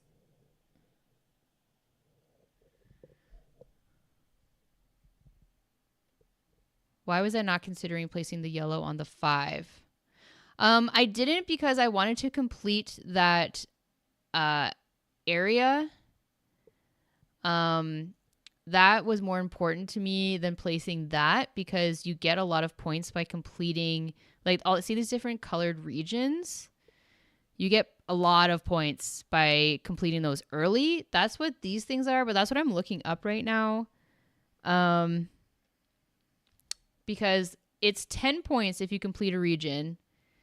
But then I thought it was 1 point per tile as well, which would be 12, but I got 13 points for that. So I just need to look this up because it's confusing me.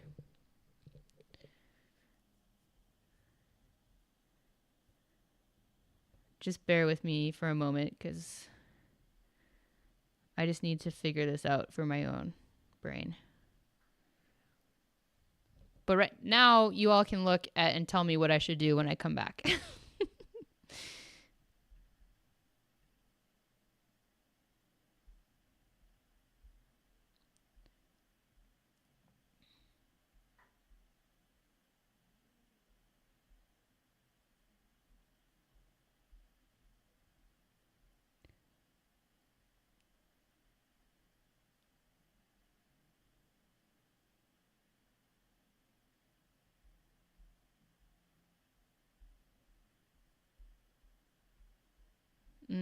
Okay.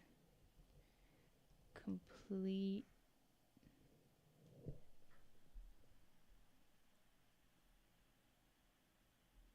Oh.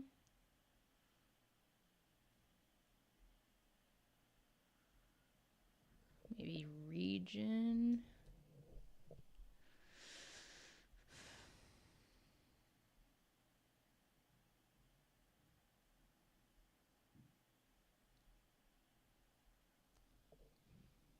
Okay, I guess it doesn't really like it. It doesn't really matter, but it was just bothering me. Whatever. Okay, but basically, you get more points the earlier you completely fill the different regions.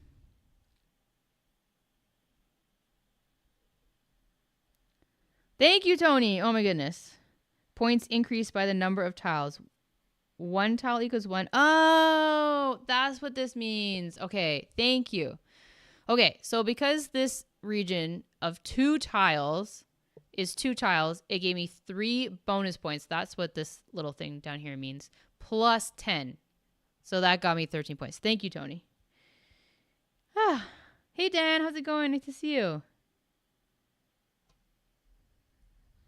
Okay. Yeah, exactly, Morgan. Well, I don't know if that's technically what they call it, but yeah, the area of like the same colors. If you completely fill one of those areas, you get these points up here. So now it's gone down to 8. So because I placed that there, I got more points than if I were to complete it now. Okay. So we have a 5 and a 1. Excellent. We can place one of these yellow guys, and we're going to try to finish this round. So before even doing anything else, we should probably do that. And it might make sense to do this one because then we could place this one here. Or do we place that? No, I don't really want either of those. Because I'm just thinking we'll be using this for this, so that will leave us that. Okay, so I'm just going to do this. So yeah, I'm placing, I'm selecting, yeah. So we're going there. So now that I have this tile, now when I place the brown tiles, they can be off by 1 pip. So you see I have a 1 here. I can now place this one in the 2 spot for free without needing a worker. So that's pretty nice. So I'm just thinking, I think I do want to do that because I don't really want either of these. What does this one do again? Oh, yeah. Yeah. I mean, I probably should maybe get that.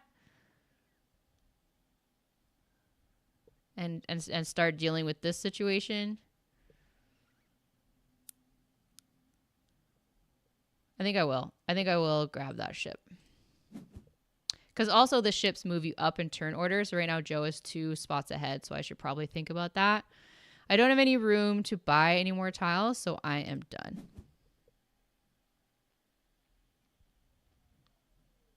Yeah, hope you're having a good night too, Jan.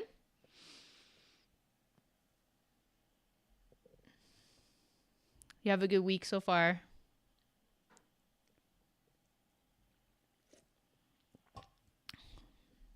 So yeah, so I'm currently obsessed with Castles of Burgundy. What game is everyone else obsessed with right now?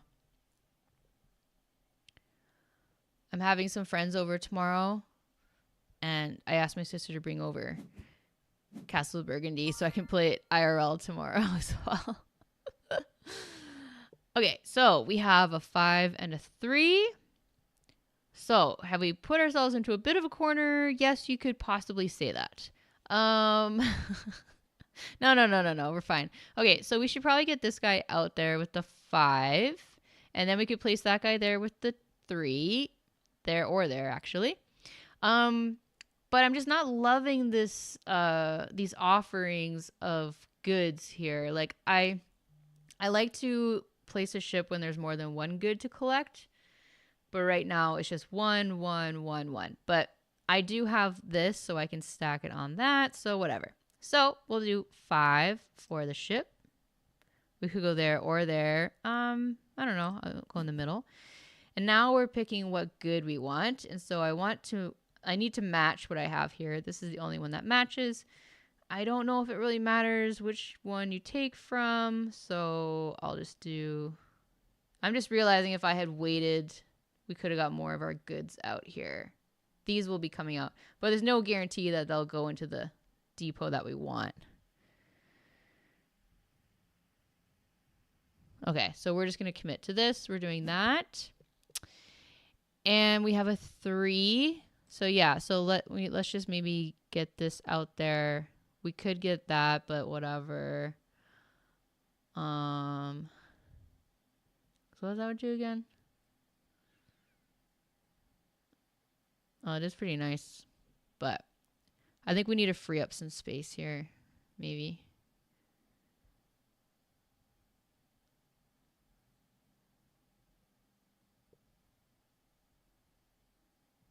Yeah, we do need to get this out there, so we could place it there using a worker, but I don't really want to do that, so I'm just going to do that. Maybe we really want to try to fill this round. Okay, we do have 2 coins, so we could buy... Oh, hello. I did not see that there. Uh-oh. Back it up, back it up, back it up, back it up, back it up. Okay, sorry, everyone. We need that. We need that. That is happening. We need that. Okay, this is going here. This is taking that. Oh, my goodness. I am so glad I noticed that. Whoops. And we're done.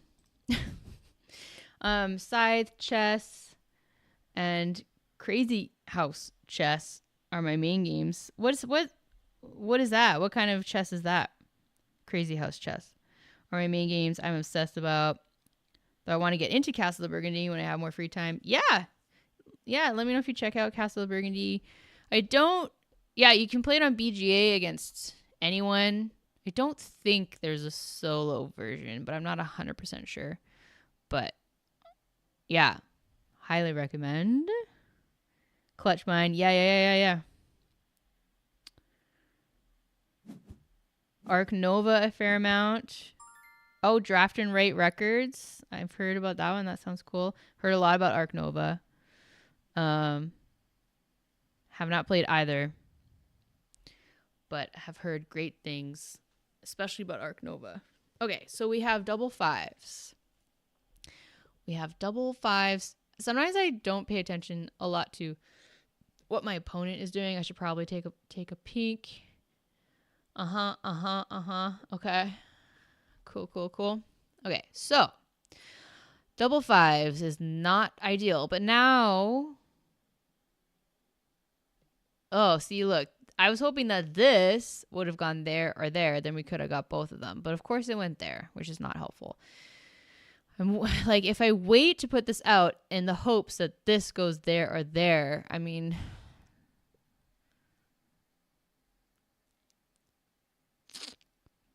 Because we could put this there using our worker.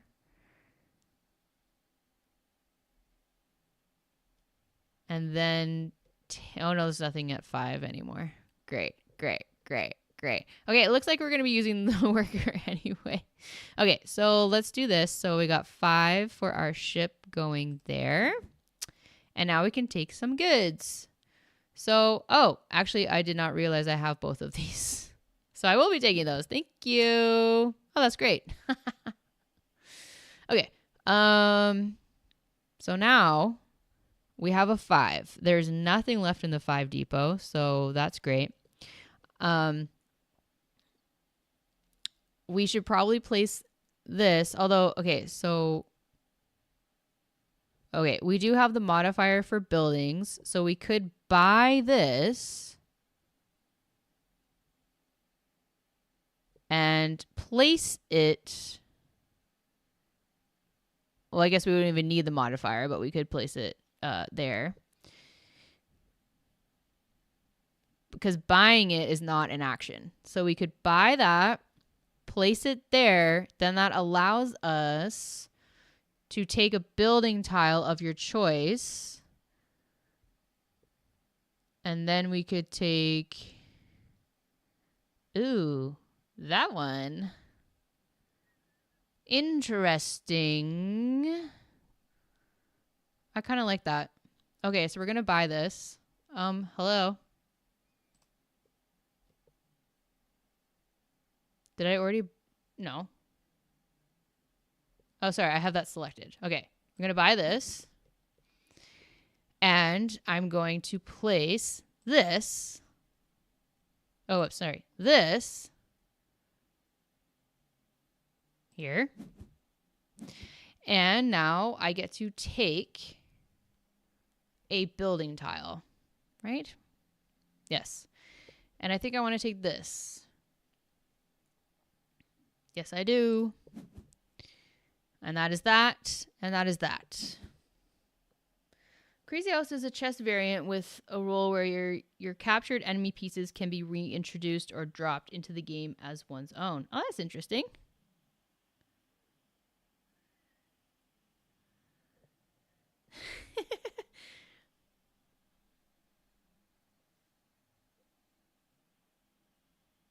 Yes, good luck to Stacy pitching at PAX. Yeah. She hasn't had much time to play anything except for her game. I completely get that, but I have found that now that I've really gotten into BGA, I'm like, I can play games while also working on my prototypes. Because I just do it like in the background or things like this. But yeah, sometimes time can get away from you for sure. But it is nice to have the option to be able to play games a lot faster than in real life, trying to get people together or whatever. Joe, technically you are not failing, you are winning.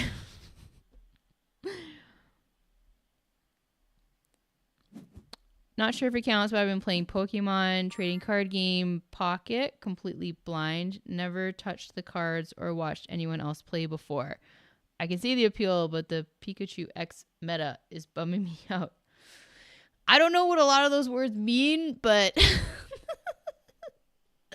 long as you're having fun. Why are you playing it without, like you don't know the rules? Or...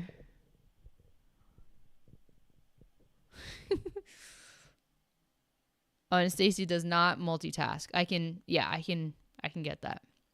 Okay. We have a 6 and a 3. We have a 6 and a 3. So, excellent.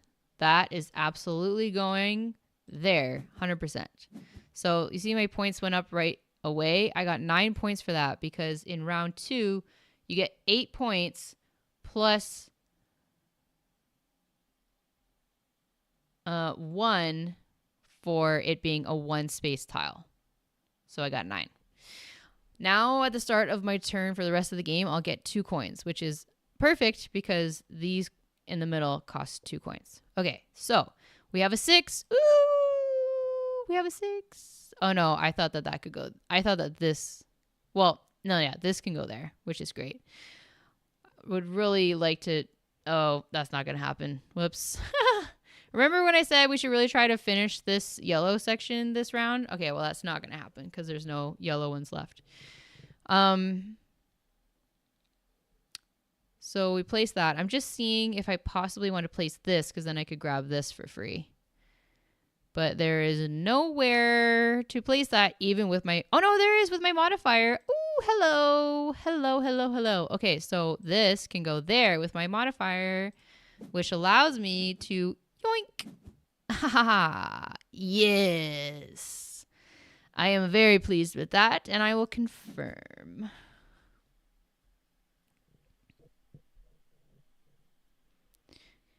Yes, exactly, Morgan. 1 space regions are very good. That's why I put my castle there, because there's a 1 space region there, 1 space there. Yeah, very, very good. 2 there, 1 there. Yeah. Yeah, and like Joe said, especially early on, we get a lot more points.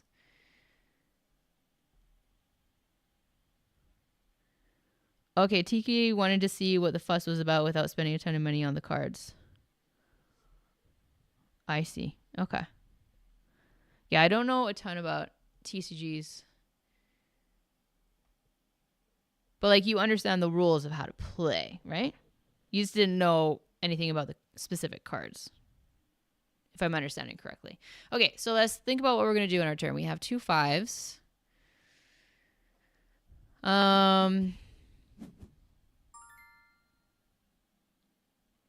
We have 2 modifiers. Oh, no, wait. We still don't have this one out. There's nothing in Depot 5. This needs a 4. We do have 1 worker. And when we do this, we get a whole nother free action, which is not ideal to do at the end of a round. So I don't love that. We could place this using 1 worker and then just trade this in for workers. Again, don't love that. So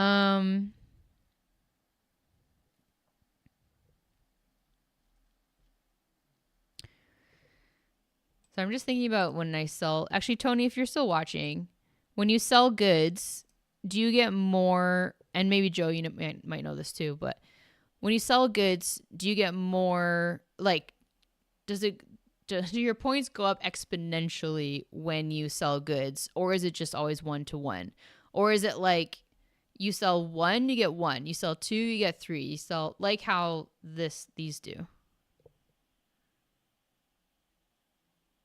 Points change with number of players, but always 1. Yeah, it's always 1 coin, but like, is it always just 1 point per good? Or is it like if you have 5 goods, that's like 30 points? You know what I mean? Just 2 points per good and 1 coin, no matter how many. Okay. So, well, we didn't roll a 5 anyway, so it doesn't matter. Oh, boy. Okay. We can't. Oh, is it possible to? Nope. I was going to say it might be possible to finish this round, but it's not. Because as I've already said, there's nothing there. Well, actually, here's a thought. We could spend our 1 worker to change the 5 to a 6. Take this one. And then we could place it with the 5 with our modifier. And we would, actually, I like that a lot, because then that finishes a 4-tile region, which would be 12 points. Oh, wait. Oh, boy, that would be 18 points. Hello. That is happening. Okay, so we're taking our 5. We're buying this. I don't even know what this does. When placing, you may take a building tile of your choice from a number tile. Okay, so I guess we're just, at least there's something for us to take. Now, with our modifier, we can place that. Hello? Oh, no! We absolutely cannot place it there because we already have that type in that region. Hilarious.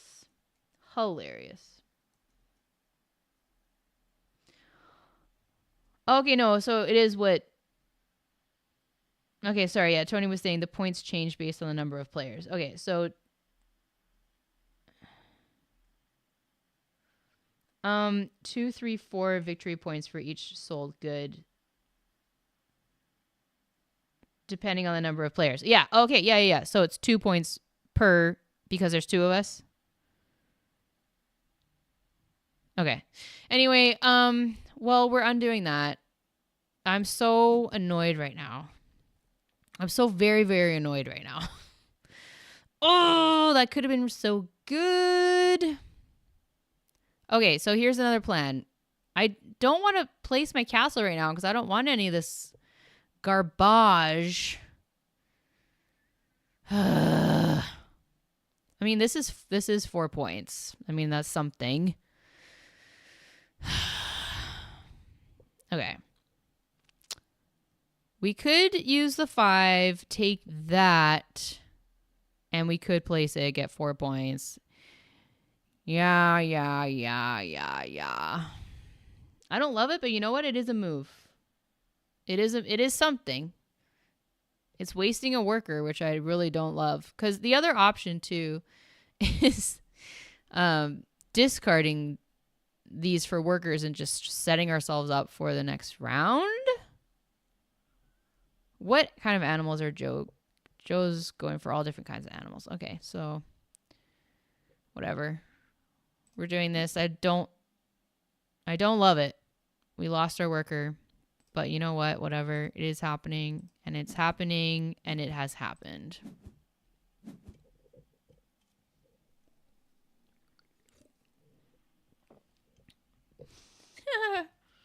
Thanks, Stacy. Glad you're enjoying it.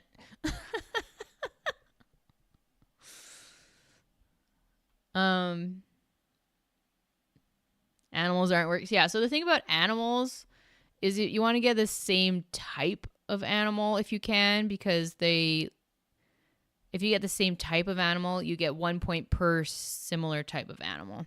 But of course, no freaking goats showed up this round. 0. We've got cows, we've got sheep, we've got pigs. 0 goats. Amazing. Okay, so we have a 5 and a 4. Not going to say too much until Joe has gone, but let's all noodle on this before we proceed. Ooh, it's tied. 41-41. Look at that. Very exciting. Let me check in with it looks like Facebook is still working.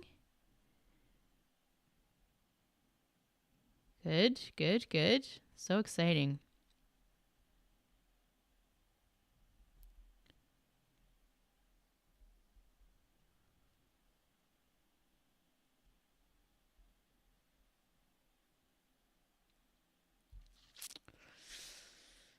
Okay.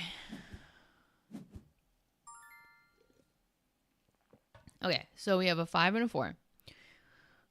I was not really thinking about what I was going to do. Okay, I really want to get this freaking area done. Why is this so difficult? Okay, oh. No, that's not what we want. Did Joe? No, okay. The tile we want has not come out yet. Okay.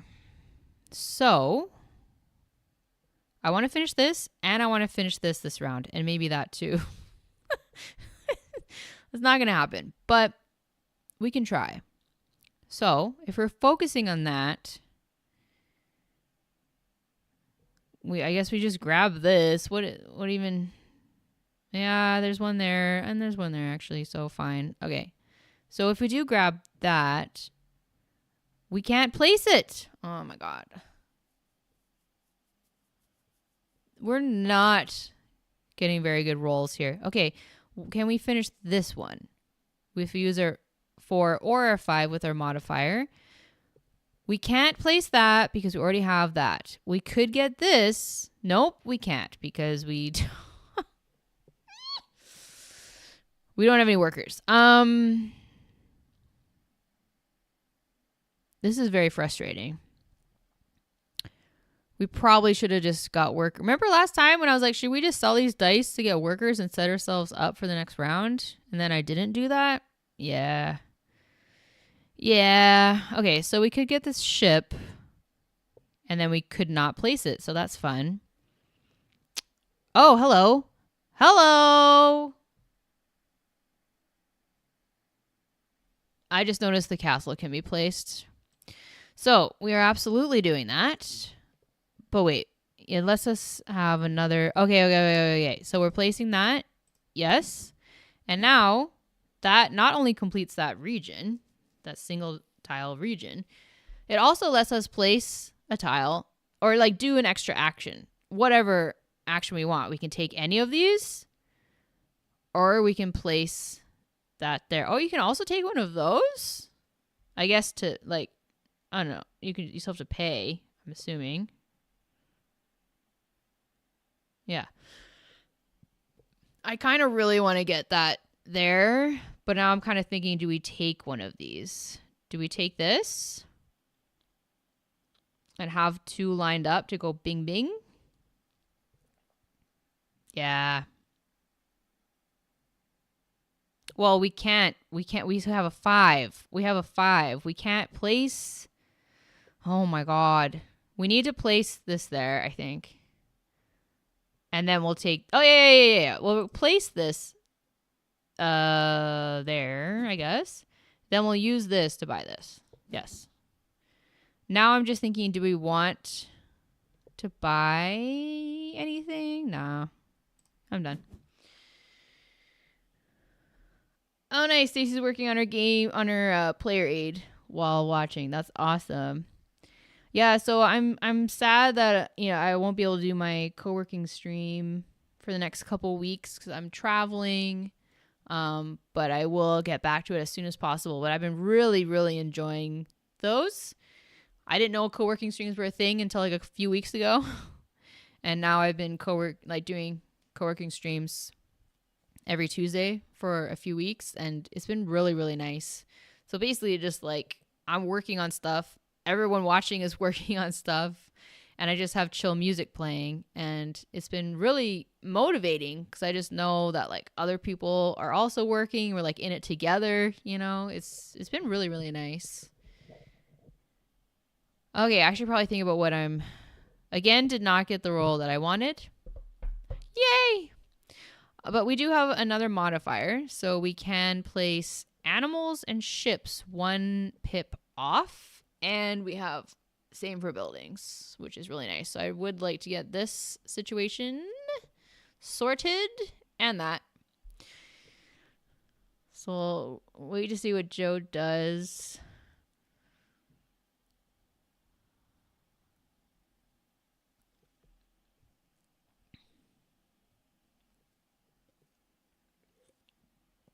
But this is a really great game to play on Board Game Arena specifically because it does so many things for you. It reminds you of things you can and cannot do. You hover over things and it tells you exactly what that tile is, which is really, really nice. So it's a great game to play specifically on BGA. I would say also Earth is very good to play on BGA. It speeds things up a lot and also just reminds you of so many things. Okay. Like how you can't place the same type of tile in the same region. So we have a 5 and a 6. While I've been yapping, I have not been thinking about what I want to do. We have 0 workers, so that's fantastic. There is nothing in the 5 depot, and there's 3 pigs in the 6 depot. And you know what? We're just going to freaking do it. We're going to spend this on this, spend this on this. There, finishes the green, gets us some points. Yada, yada, yada. I don't think I want to... See, if these had been goats, that would have been awesome. There were no goats out there, so it's only 3 points. If they were goats, it would have been 7 points. Anyway, I'm not going to buy any of those, so I'm done. Okay, we got a 3 and a 1. Let's think about this. I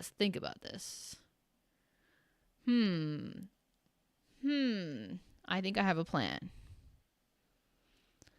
The reason I'm not saying too much is because I'm playing against Joe, who is watching the stream. And Joe would also be lost without the ability to hover and see what things do. Yeah, it is so, so nice, especially in Earth as well. Hover over the cards or that just have like icons, and sometimes it's like, wait, what does that do? Let's check in here with Joe's map. What do you got going on, Joe? Ooh.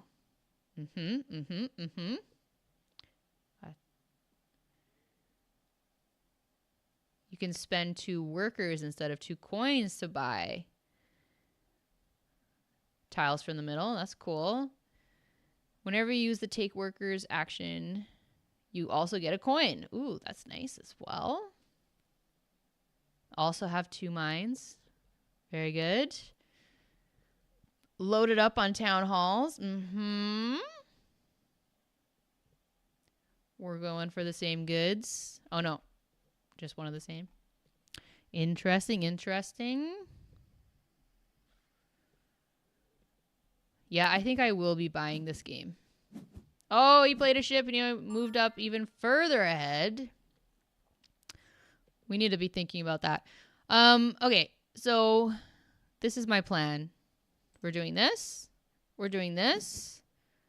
We're doing this. That is done. Points. Yahoo. Oh, yeah. Oh, now I forgot that now. This lets me take an animal or a ship, which is fantastic. I absolutely plan this to do that. Yeah. I think I'm done.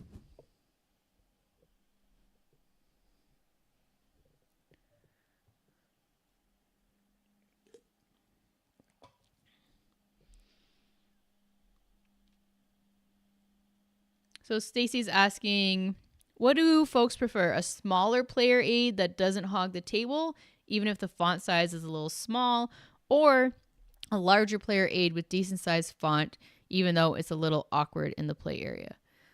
Personally, I prefer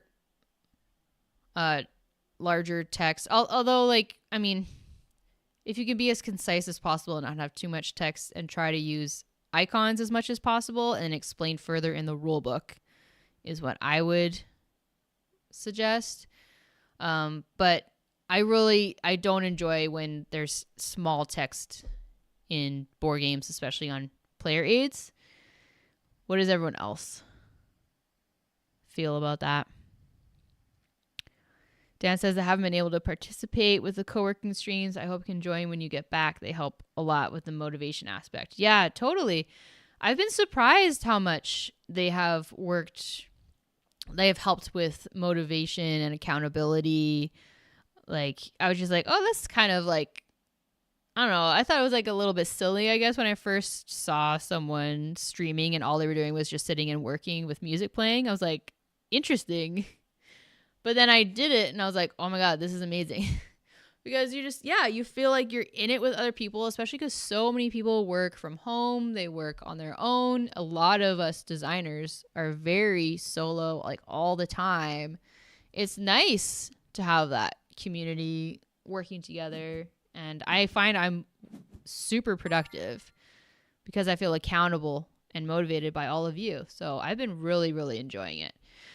Okay, we have a 4 and a 1. Do any of these depots work for us? Kinda, this one, but like not great. I don't care about that one coming out, so I guess we could do that. Move us up 1 spot. We could do something kind of cheeky. And buy another ship and place another ship with our modifier. Oh, hello. I forgot about this. I don't have any workers. I can't place that. That's so annoying. This will be possible if we just get a freaking 2.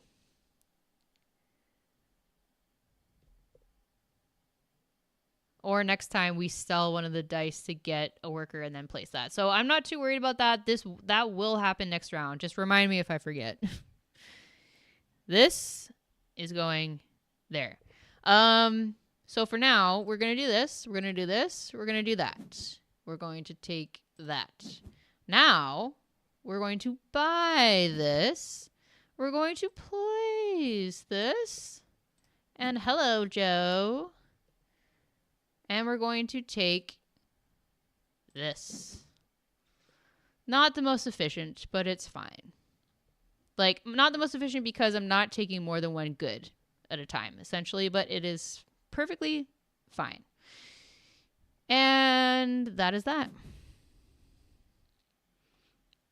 Oh, good. I'm glad you enjoyed it too, Stacy. That's awesome.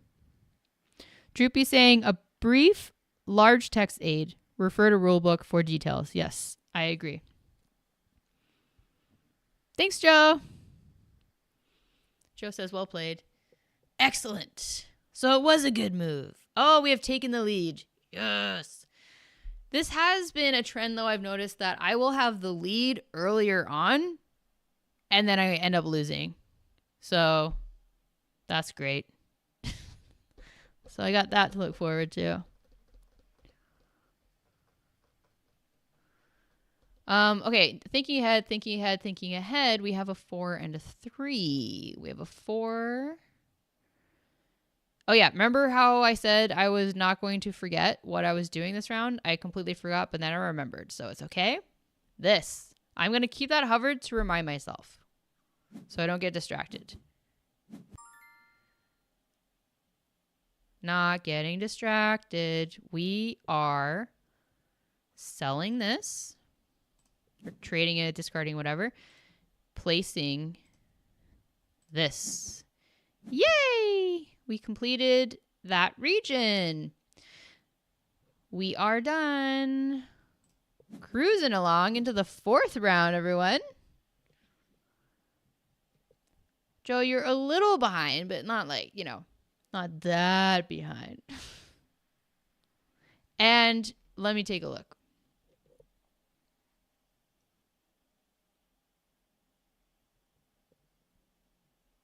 Yeah. We will see what happens. Because I still have a lot of areas to fill here. Okay, let's take a look at the board. We still have not got first player because Joe has got all the ships. So let's focus. We have a 2 and a 5. Hello. Hello. We'll see what he takes. Yeah. The 2 that I... Joe, did you see what I pointed at? Dang it. He also rolled... Well, he rolled a 2 and a 4. Dang it. Well, that's unfortunate. And that's the advantage of going first. So we should probably go heavy on ships. Should we not? We have 1 worker, though. And we have... What is this? Oh, we do have one of those. There's another one I've been looking for. It has not come up yet.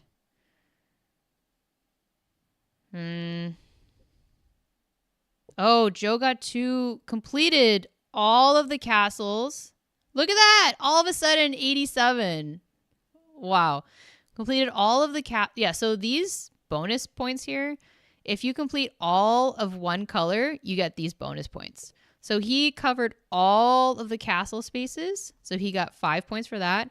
And he covered all of the mines. All of the mines. So he got 10 points just for that. Wow. Okay.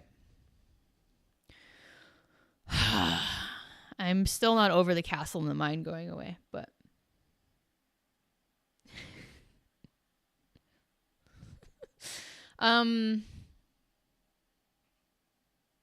Okay. So... And you know what's amazing?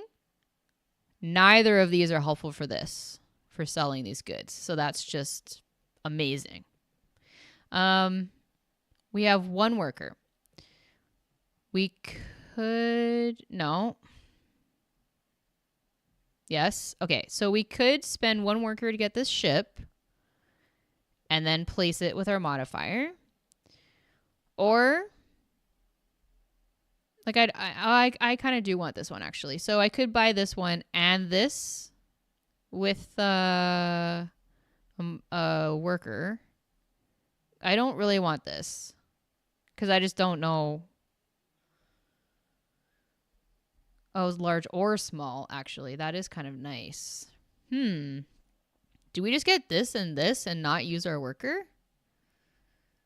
It's kind of nice. And then we can go boom, boom, and maybe fill that up this turn, actually. Oh, we got to be careful about that because then we'll just have 1 left. And there's 1 specific... Oh, I forgot about this. I completely forgot about that. Uh-oh. And we have 0 of that type, which is amazing. Oh, but there's 1 there. Hello. Okay, sorry. Just try to stick with me here. Okay, I'm just thinking now if I buy this, which was points for this one, I think we should probably do that and also get that and that. And then keep one open for a specific one I am looking for. You might guess what it is. Okay, so let's do that. So we're going to buy this. We're going to take this. And we're going to take that. And we'll see how that works out for us.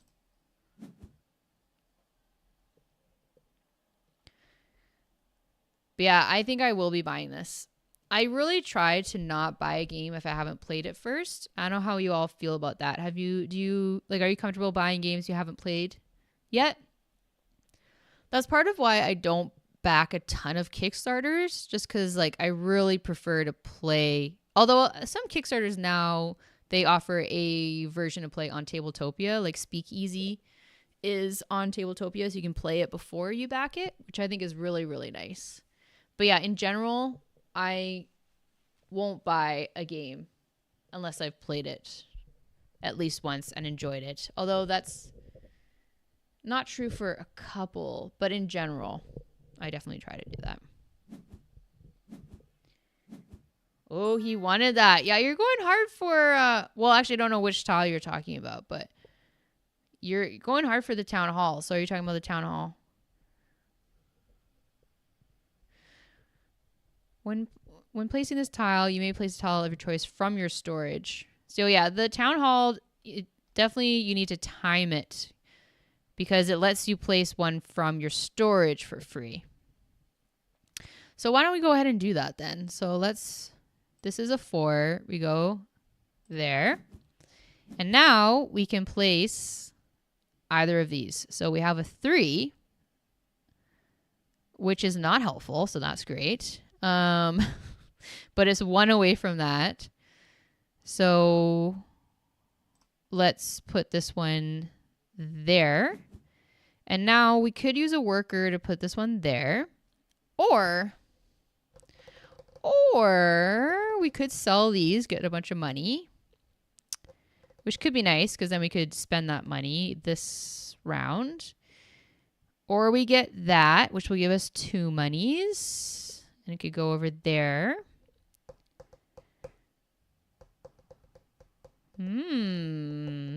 I kind of feel like I want to sell those.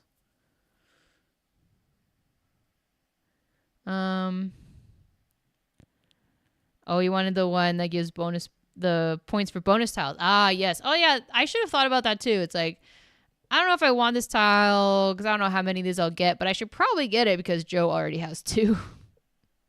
Defensive move.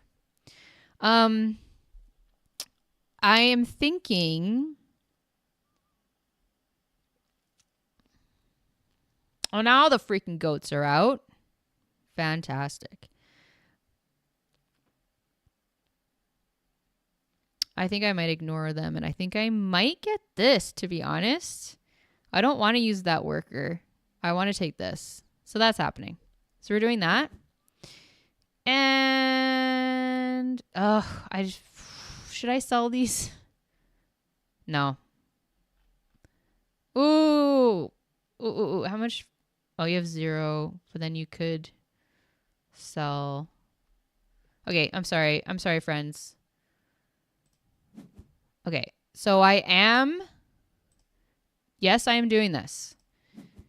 Yes, I am placing whichever, it doesn't matter. But then, yes, I am selling these. And yes, I am buying this. Oh, you only get 1 coin. Oh my God.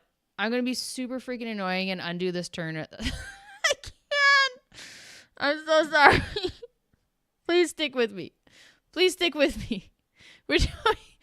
This is going there. This is going there. This, we're taking this. And we're committing to it, and it is done, and it is happening. I'm so sorry.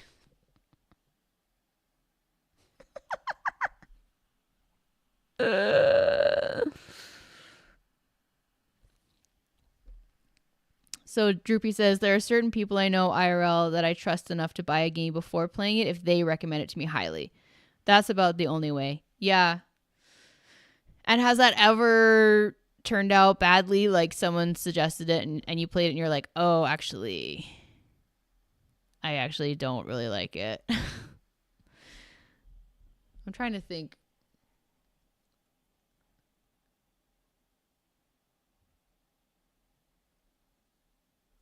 No, I don't think I've done that. Kevin says I'll buy a game without trying it if I've watched a couple of reviews from people whose taste I'm familiar with.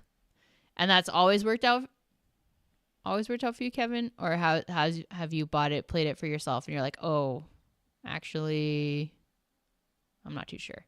Okay, double fours. Double fours. Okay, we're trying to make this happen and a double 4 is not great for that happening. Ooh. Hello.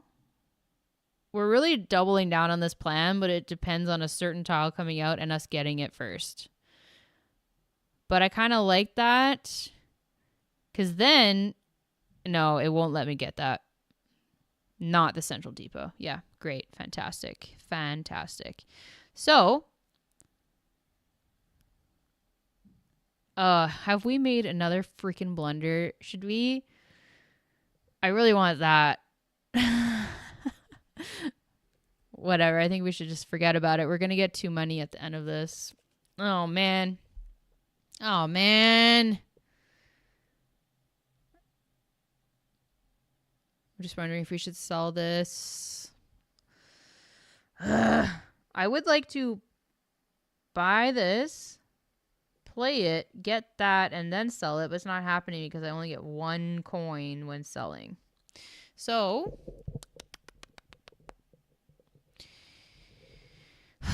with our modifier, this could go there.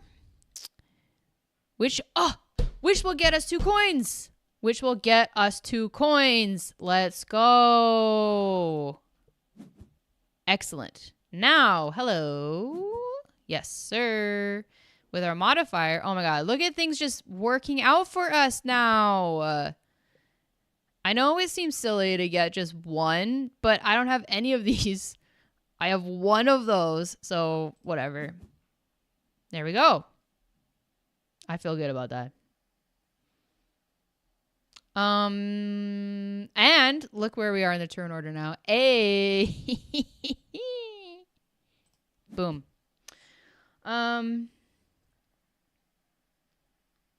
So it's worked out for the most part. Kevin's talking about buying games based off a reviewer that he trusts. But there is at least one exception. Paleo is one that I thought I would like, but it just wasn't what I was hoping for. Oh, that's too bad. But yeah, it is really tough until you play it yourself. But I do like watching playthrough videos. And then I feel like I do get a fairly good sense. But I haven't bought a game based off just a playthrough video. I still really I don't know. I just really need to play it myself to see how I enjoy it. I don't know much about Paleo though. What's its deal? What's it about?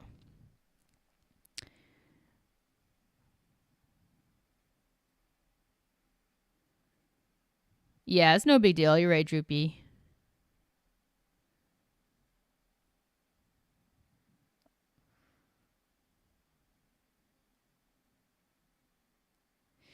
I didn't have to use a modifier for the first placement of the bank. Yeah. Well, I don't spend anything for a modifier. Like I have this, what I meant by modifier, I meant this tile. I can place a tile 1 up or 1 down. But I guess you're saying what was it? Was it a 2? Or was it a 4 and I could have placed there? Okay, I got to focus here. I got a 3 and a 6. So I could sell, I guess. But okay, let's focus. So we have, ooh, hello, we could do that. Oh, there's no yellow tiles left. Dang it. Ooh, I do want this though. Okay, so this is not happening. So we don't really need to worry about placing that there.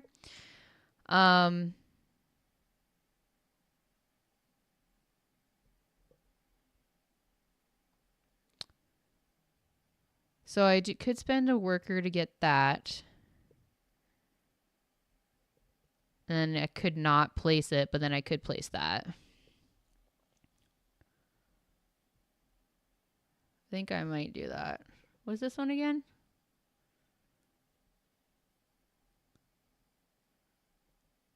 Oh, that lets you get more buildings. We need to remember these.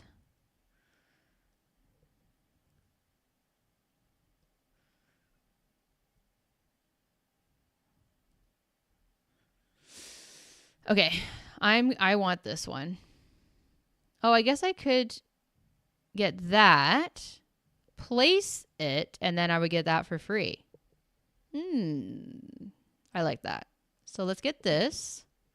Let's place it. Don't think it matters. And get this for free. Yay. I'm happy with that. It is happening. It has happened.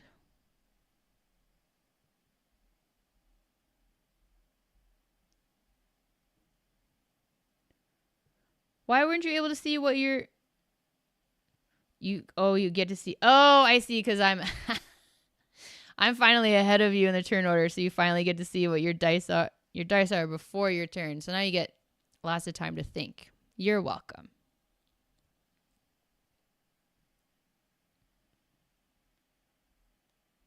No worries, Kevin. I probably said the wrong word saying modifier because the workers are the modifiers. I guess I could say because of my... What even are these yellow tiles? Like, these are buildings. Oh, monasteries, right? Because of the monastery.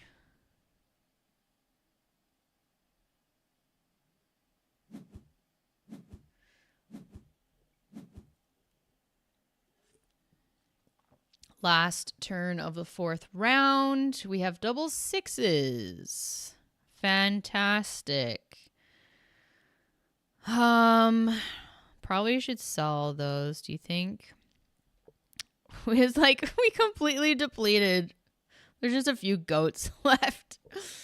Yeah, this is not... Oh, well, we can do that. Let's do that for sure. Hello. Doing... I did select it. Thank you. Oh, it's not my turn. Oh, it's not my turn. That's why. Dang it, Joe. I got first player. One turn. Well, now I can think about it. But yeah, so this is going to go there. This, I should probably just do that. Clear that out, I think. Yeah. I mean, I don't know if I should do that before I see what goods are coming. So now you see Joe is as far as he possibly can go. So now when I go, I can go right on top. Hello. Okay, so we're doing this, we're doing this, we're doing that.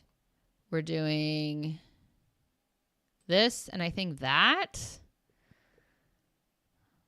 I don't love it because I don't want to place it there to spend a worker. Like, there's no real point because that lets me take tiles that are not there. So I'm definitely not doing that. I think I'm just doing that. Don't love that move, but it's fine. Okay. Last round, everyone. Flying. Okay, we got 3 and a 1. Oh my god.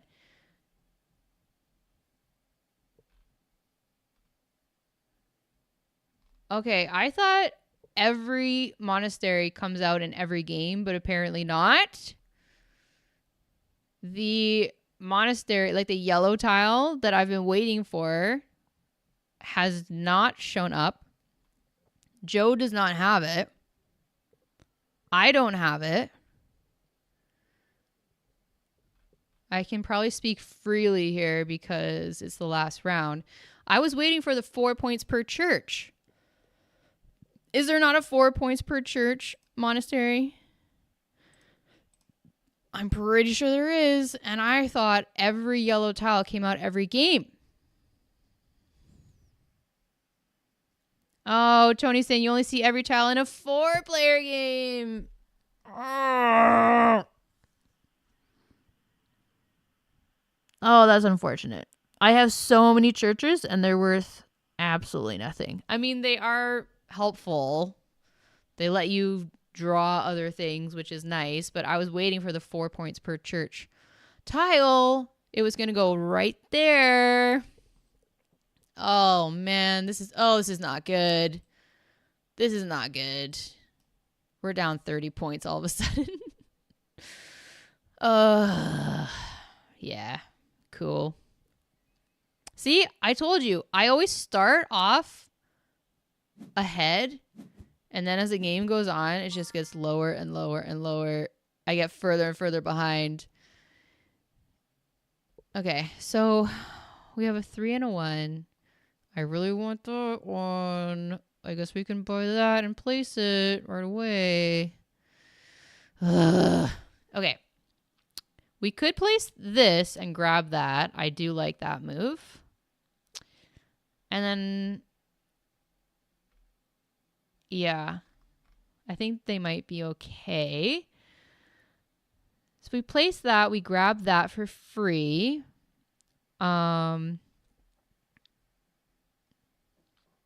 Oh, I could buy that. Yeah. Okay, here we're doing. This is what we're doing. This is going there. We're getting that.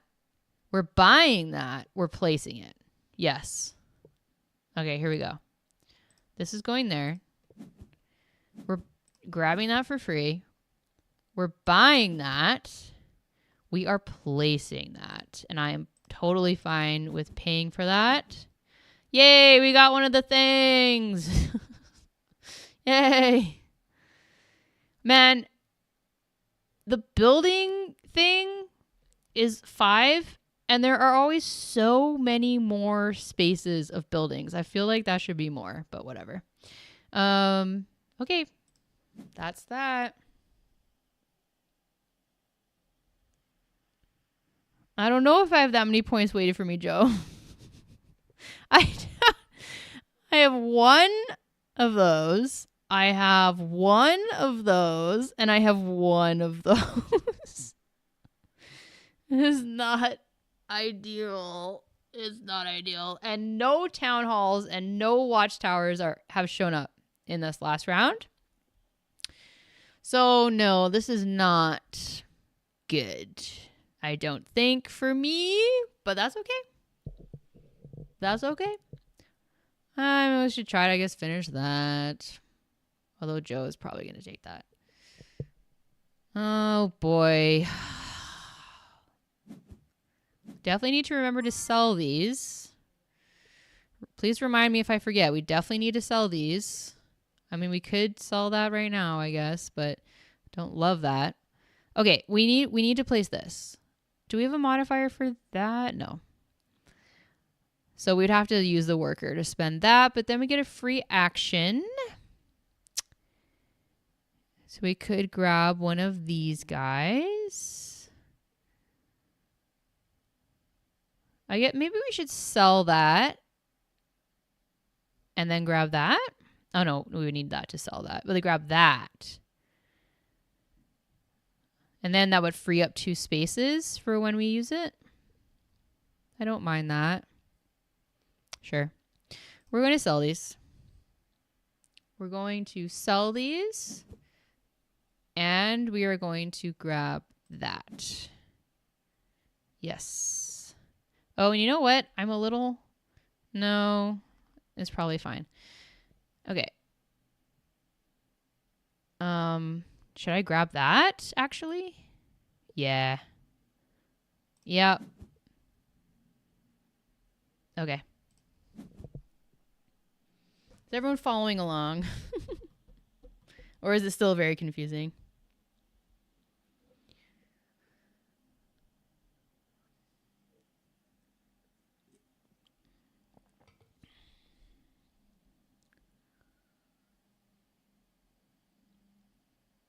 No, I'm down by 21. I don't think I have a ton of points left for me at the end. This is not looking great, friends. And you can see... Oh no, is this like friendly mode, Joe? Because I think sometimes in BGA you'll see like a number. I think it's in a star. And I think it's... like someone explained it to me, but I don't 100% know what it is. It's like ELA rating or something like that. Okay, it's friendly mode. Okay, so you know what? Even if I won today, because it's friendly mode, that wouldn't count for my rating. Laurel's number? Yeah. Yeah. Oh, if there's no timer, there's no rating. I see. Okay, gotcha. Yeah. Well, my rating for this is 0. The one time I won, it was friendly mode. And I didn't know that didn't count towards your rating. Oh boy. Okay, sorry, I've not been thinking at all about what I'm... Oh, here we go. So we're gonna do 1 and 1 and 2 and 2. Yeah, nice and easy. Keep it simple. Oh, we do need one of those, but whatever. Okay, so we're gonna do 1 here, and now they're also spread out. I want more than 2, but whatever. So, trying to mess with Joe as much as possible, but he's going for different stuff. I guess this one. And now we have a 2, so we could play this to modify. Oh wait, sorry, I was gonna do that, but I don't know if that's like the best, most ideal thing. We should probably do this, right? And then we can grab that. Yeah, let's use our worker for this. We're gonna do that because that also finishes off. Oh no, it does. Well, it finishes off that region. I still don't have, most likely won't get that one. We should, oh no, I definitely won't because there's no castles left. Excellent. Okay, so we got a free action. I'm going to grab that and then we can finish off the blues. And that's that. Oh boy, there's only 2 turns left.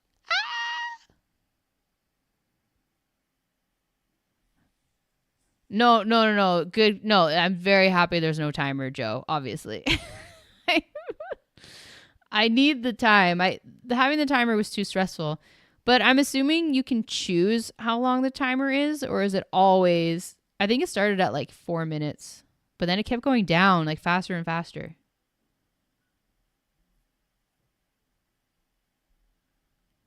Oh, and you can lose ratings. Oh yeah, I guess it goes up and down.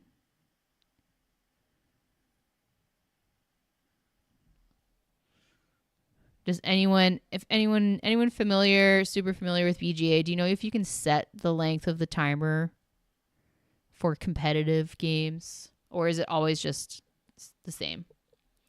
Okay, we got a 3 and a 2. We need to sell this stuff before we run out of time. So we should probably do that. And we should probably do that. And then hope we can do that in the last round. Uh-oh. It's too much to do and not enough time. This is only going to get us 2 points. But it will finish off that area, which I guess is nice. Okay, well, let's just keep it simple. So we're going to do there, and we're going to do this. Okay. That's not, well, it's not the worst, but it's not terrible. So Joe's going to go, but we are going to sell this to then place that. And then we can take that pile of stuff and they'll be worth like half points, I think, at the end.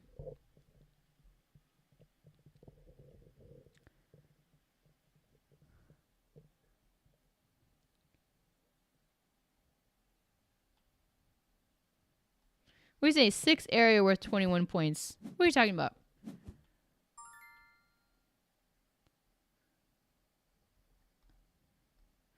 Okay, so we are. Oh, the boats. Yeah, for sure. Okay, so yeah, I'm selling this. I am. Well, it's 2, 4, 6, 8, 10, 12 plus. Oh. Oh, yeah. Yeah. Okay. Sorry. Am I calculating this right? That's actually 2, 4, 6, 8, 10, 12 plus 21?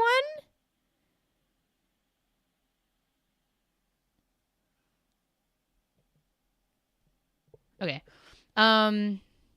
So we sold that. Now we can place this here. So we got that. And now we're going to take...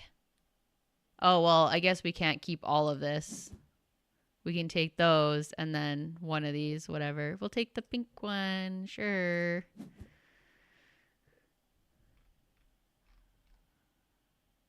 Done. Okay, here we go.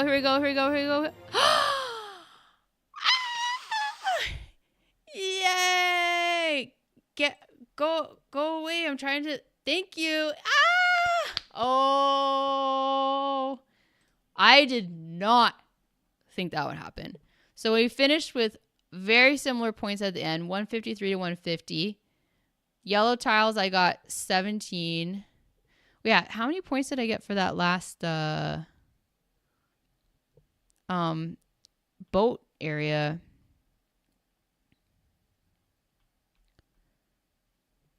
$23 points. Okay, I'm still not quite understanding the scoring for the regions, but whatever. I won't. Yeah. Unsold goods, 5 and 3. Oh, it is 1. Oh, it's just 1 point. 1, 2, 3. Straight up 1 point per. That's still great. And then silver coins. Oh, I didn't realize it's 1 point per coin. Okay. And a worker left over. Wow. 2 points for finishing an area plus 21. Oh, it's not 2 points per... Okay. It's 2 points for finishing the entire area. That's what this 2 is. Plus, the 6 is 21, so 23. Okay. I totally got it now. Thank you so much for explaining that. Yay, yeah, good game, Joe. Thanks so much for playing. Yeah, that was super fun. Yellow tile was... That one yellow tile was an 18-point swing. Which one? Let's see.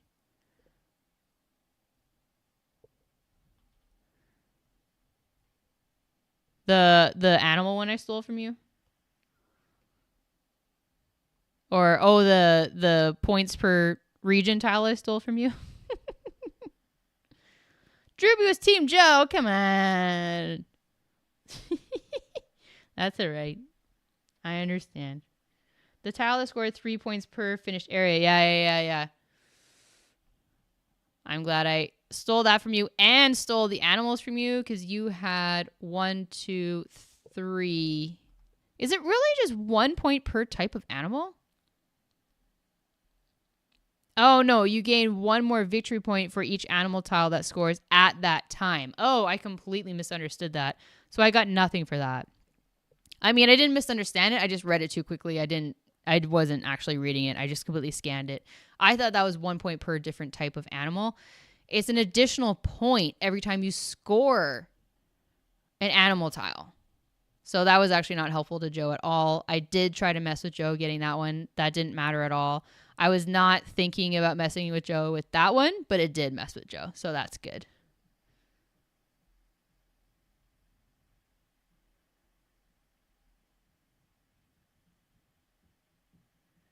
Yeah, Kevin, I totally get it now. I just needed to have it clearly explained to me just one more time, and now I got it. Yes. It totally makes sense now, and I will remember it forever. That's locked in the vault.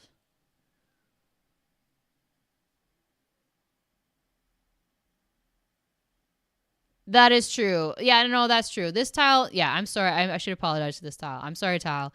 you're not completely useless to me. You did fill this area, which was 2 plus 6, which is 8. This was 8 points, and I won by 8 points. So thank you very much, Tal. You won me the game. I appreciate you and everything you've done for me. Poor animals. It's so interesting because I usually go hard for the animals, and then I always lose. And ever since I haven't really focused on animals, I've started winning. And by started winning, I mean now I've won 2 in total in my life. I don't know about I would really, because I just like the idea of getting the same type of animal. Just it's nice how you can, if you can make that work, but at the end of the day, it's not always the best strategy. But I like to try and optimize that as much as possible, but it's not the most efficient thing to do. I just like having that complete, all the same. Not the best winning strategy, I don't think. Okay.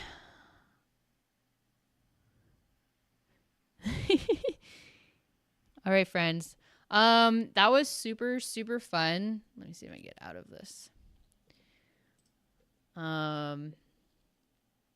Thank you so much for everyone hanging out and chatting.